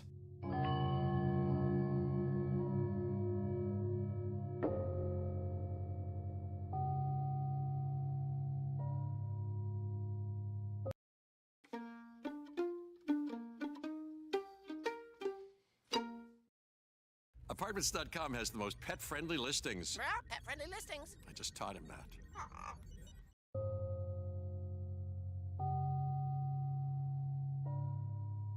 Okay, let's talk progression. There's no foyer here, so as soon as we enter the dungeon, we'll be in this large central room with the giant Buddha statue. Like all of Skyward Sword's dungeons up until now, the Ancient Cistern is going to heavily revolve around weaving our way in and out of this central room. And it works really well in this dungeon in particular due to just how memorable this central room is with the huge statue here. Immediately in front of us is a door to the interior of the statue, however, it is locked. Beside the door, however, is a stone tablet with a hint. It says that there are inscriptions which reveal the secret order of the temple. The hint says first the back, then the rear, that's the butt, then the back of the right hand, and finally the back of the left hand. Sure enough, on the back of each hand and around the back of the statue, and yes, the rear, the butt, we'll find these inscriptions which each indicate a cardinal direction. So following the order of the inscriptions in that order that the stone tablet hinted at gives us up, down, left, then right. Remember that. Alright, so we've had a good swim around this room and seen this locked door which we can't proceed through. So we'll have to look around to see how we can make progress. If we hang a right from the dungeon entrance, we'll find this door on the eastern end of the room. There's a lever on the wall right beside it here, which unlocks the door so we can head on through. We'll enter the eastern room and find ourselves on this balcony. We can drop down, and as we do, we'll land on one of these lily pads, which flips upside down upon impact. This is the dungeon introducing us to this concept that we can flip the lily pads over, so remember that we can do this. Looking around this room, we'll find a water pipe, which actually launches us up to this ledge and loops us back around to the door we came through, so ignore that for now. Instead, we can head down this hall, which has 2 Skulltulas to battle. Make sure you don't get caught in the webs here. If you haven't figured it out yet, there's a very easy way to kill Skulltulas by swiping upwards, which flips them over, then using a fatal blow while they're overturned. Easy. Turn the corner, and at the end of the hall, we'll find this locked door. The stone tablet here hints to use the dungeon's secret order to open the door, and sure enough, if we hit the 4 blue switches in the correct order, up, down, left, then right, it'll open. We'll find ourselves in this room filled with water and lily pads. There's some Skulltulas on the ceiling, but if we use the beetle to cut their webs, they'll actually drop into the water and drown. Easy kill. There's some vines to climb on these 2 ledges, which we can use to hop down onto these lily pads to flip them over. The correct one to turn is also hinted to us by this red rupee visible in the water behind it. That's a nice touch. If we flip it over and swim down this way that we just uncovered, we'll go down this narrow passage, breaking these barricades as we do, and arrive at this ledge. Heading through the door loops us back into the previous room, but up on this balcony where we can open this chest and grab our first key. Great. Now we can use this water spout on this pipe to loop us back up to this ledge and head back into the central room. We're off to a good start so far. I like how this section loops back on itself to cut down on any uninteresting backtracking. Okay, we can spend the key we just found on that door near the entrance and enter the giant statue's interior. We'll find this vertical shaft inside, and there's nowhere to go but down. So if we jump down, we'll be in this circular room at the bottom where we'll have our mid-boss fight. This pits us against a Stalfos, albeit a stronger one than the Stalfos we faced before. The battle pretty much starts out the same as what we've seen already, but after a few hits, he'll reveal that he has 4 arms and thus 4 weapons to battle with. Even so, he'll still leave at least one angle exposed to attack him, or at the very least an opening to stab through the center. Also a fun note, but if he strikes at you and you successfully shield parry, you'll disarm him. That is to say, you'll briefly knock his arms completely off, giving you an opportunity to strike. Once he's defeated, this door will open, and we'll find this chest with the dungeon item. It's the whip. The whip is a pretty unique item for Zelda. Its design fits the dungeon's light dark theme, with the bottom being this dark red and the top being a glowing blue. As per usual, we'll be locked in the room, needing to use the dungeon item to get out. In this case, there's these faucets, which we can use the whip to turn on, activating these water spouts. We can ascend up this room's 3 floors by doing this, but we'll hit the top and find the boss door. We don't have the boss key yet, so we won't be able to proceed further this way. So instead, we can take the middle door out of the central statue and back into the main room. Exploring back around this room some more, we can find this hook sticking out of the eastern wall just past the door we went in before. We can use the whip with this as basically a grapple point and swing across the gap here. This is not unlike the grappling hook in Wind Waker, though a bit simplified. On the next ledge, we'll find a chest with the dungeon map.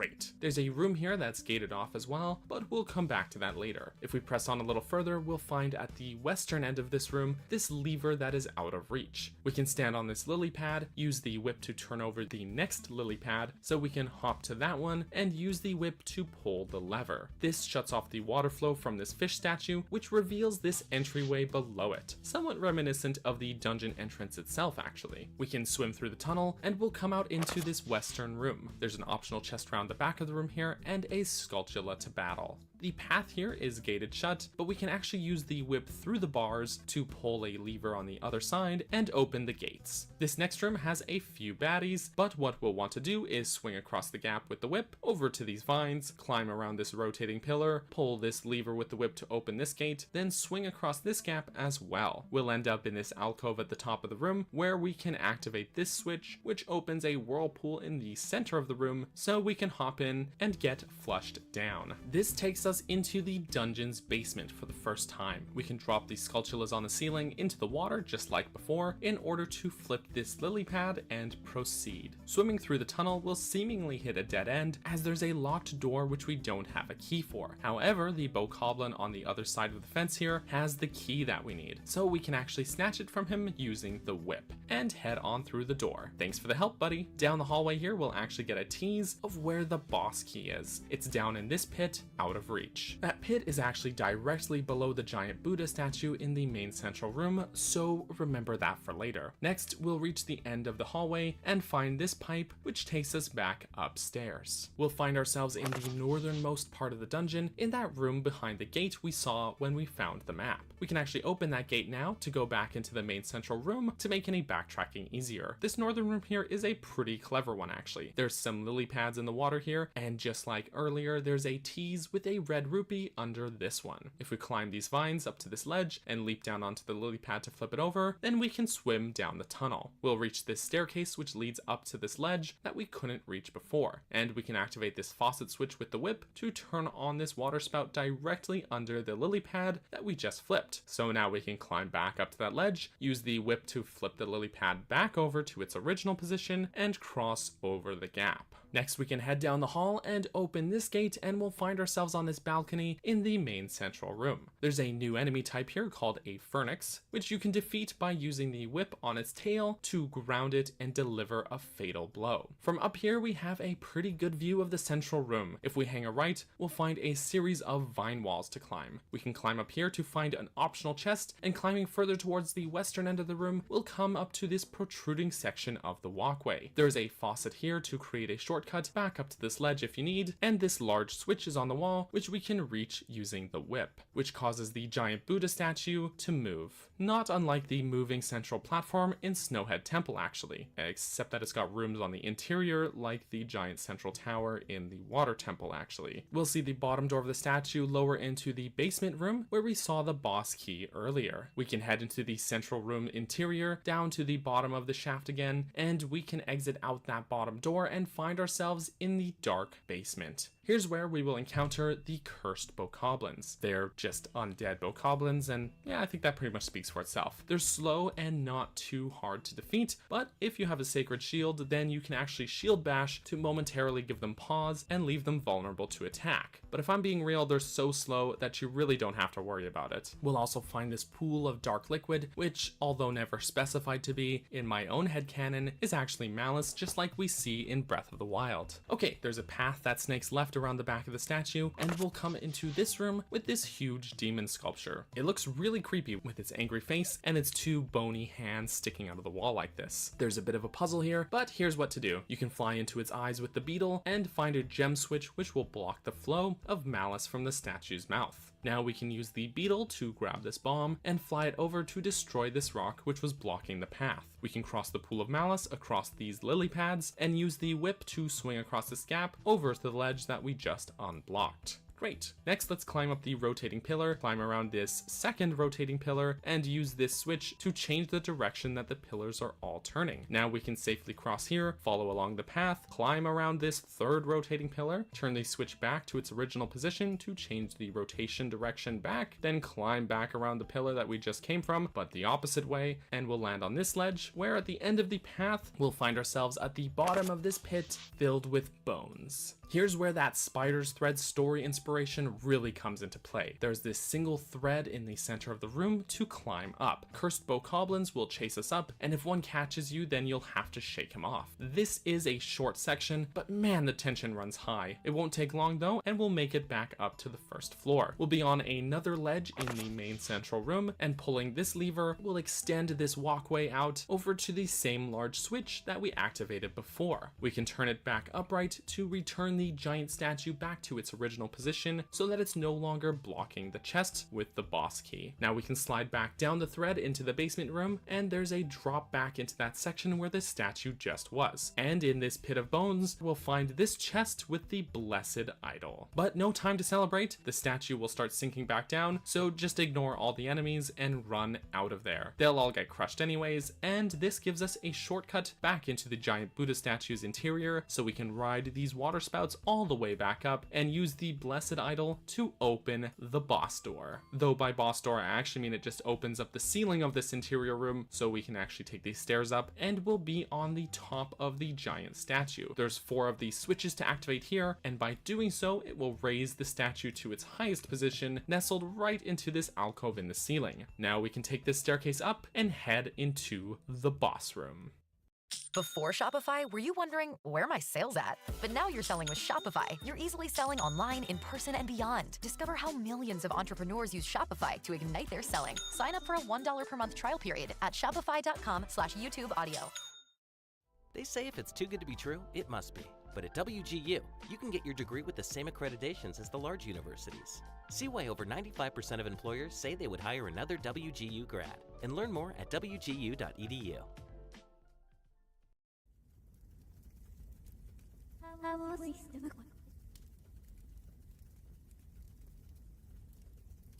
Upon entering the boss room, which itself is shaped like the inside of a giant lotus flower, we'll find our old pal Girahim. He'll be annoyed at us showing up again, so he'll ditch, leaving an opponent behind for us. This golden ancient automaton assembles itself and initiates the battle.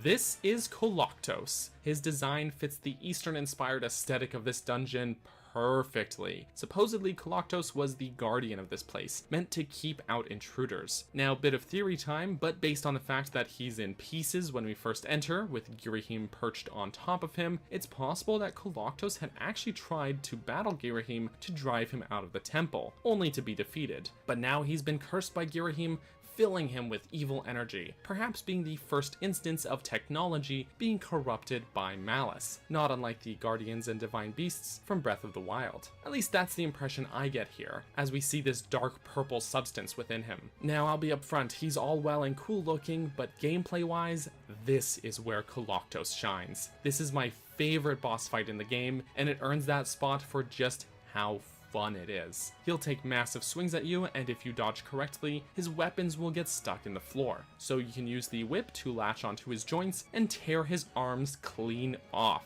Oh, that's so satisfying to do. When he gears up for another strike, he'll briefly leave his weak point exposed, so you'll want to take the opportunity to strike. You may only get a couple of hits in before he reacts and protects himself again. Then repeat the process. Make sure to stay far enough away to be able to avoid his attacks, but also close enough that he'll still attempt to strike, and that you'll be close enough to duck in and hit that weak spot. After repeating this a few times, he'll change his tactics and move on to the second phase of the battle. Koloktos will tear himself free from the floor and resume the battle, but now with legs so he can pursue you. He grows a cage to protect his weak spot as well, and wields 6 blades. He really is trying to up the ante here, and I love it. However, the same tactic still applies. When he strikes, dodge away so his weapons get stuck in the floor, use the whip to tear his arm off, and disarm him. This will actually give us the opportunity to pick up one of his swords and turn it against him. Using his sword, we can hack off his legs and arms and smash apart the cage protecting his weak spot. Then go in for that weak spot to deal some damage. After a few hits, he'll reassemble himself and we can repeat the process. He may also summon in some cursed bokoblins to help him out, but they can be swatted away easily enough. They're actually weaker than the ones that we found in the basement, so they're more of a nuisance than anything else.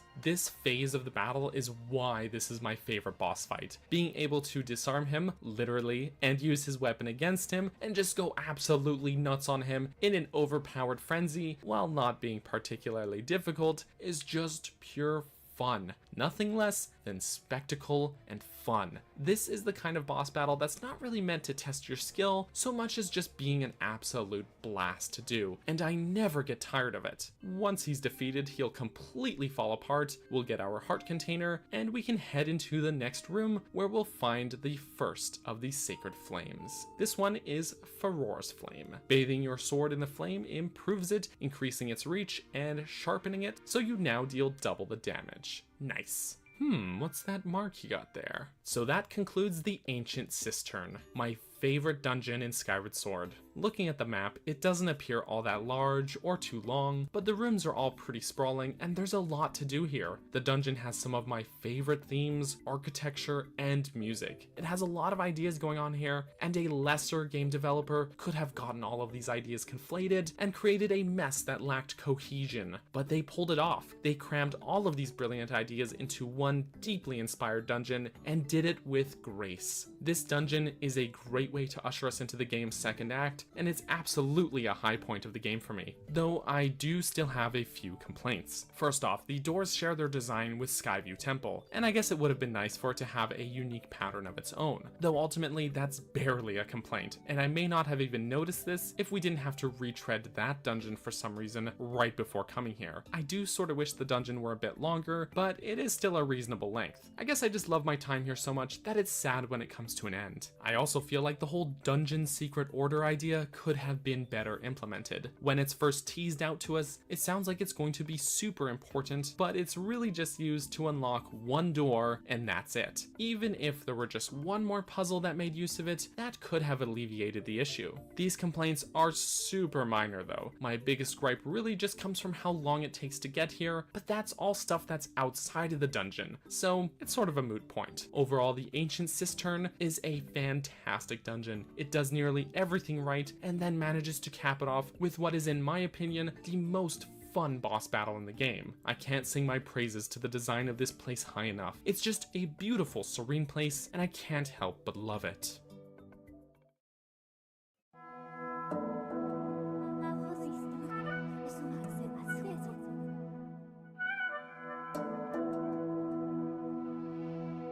So far, on our quest to temper our sword in the 3 sacred flames, we have already conquered the Ancient Cistern and found Furor's Flame. Just like before, there are some errands to run before we visit the next dungeon. But I'm happy to say that these aren't nearly as egregious as the fetch questing we had to do last time. We'll return to the Isle of Songs in the Thunderhead, learn a new song, and douse to find this trial gate in the Lanayru Desert. There's a Silent Realm challenge just like before, which I personally find to be pretty fun. I've heard that a lot of people find these Silent Realm trials to be quite stressful, but I won't lie, I just find them exhilarating, and a great shakeup from the usual Zelda stuff.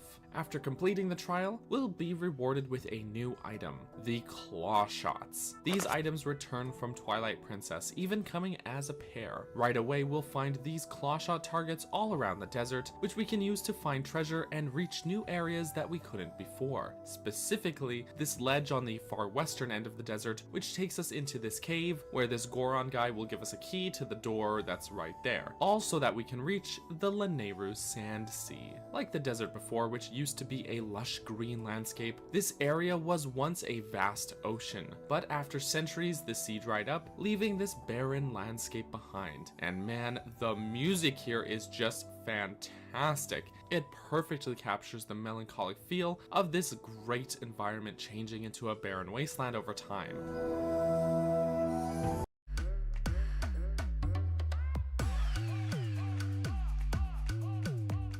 This guy can't shoot. got weak arms! How do you sleep at night? On a mattress. From Mattress Firm. So I sleep. At the Memorial Day sale, save up to $700 on Sealy and get a free adjustable base.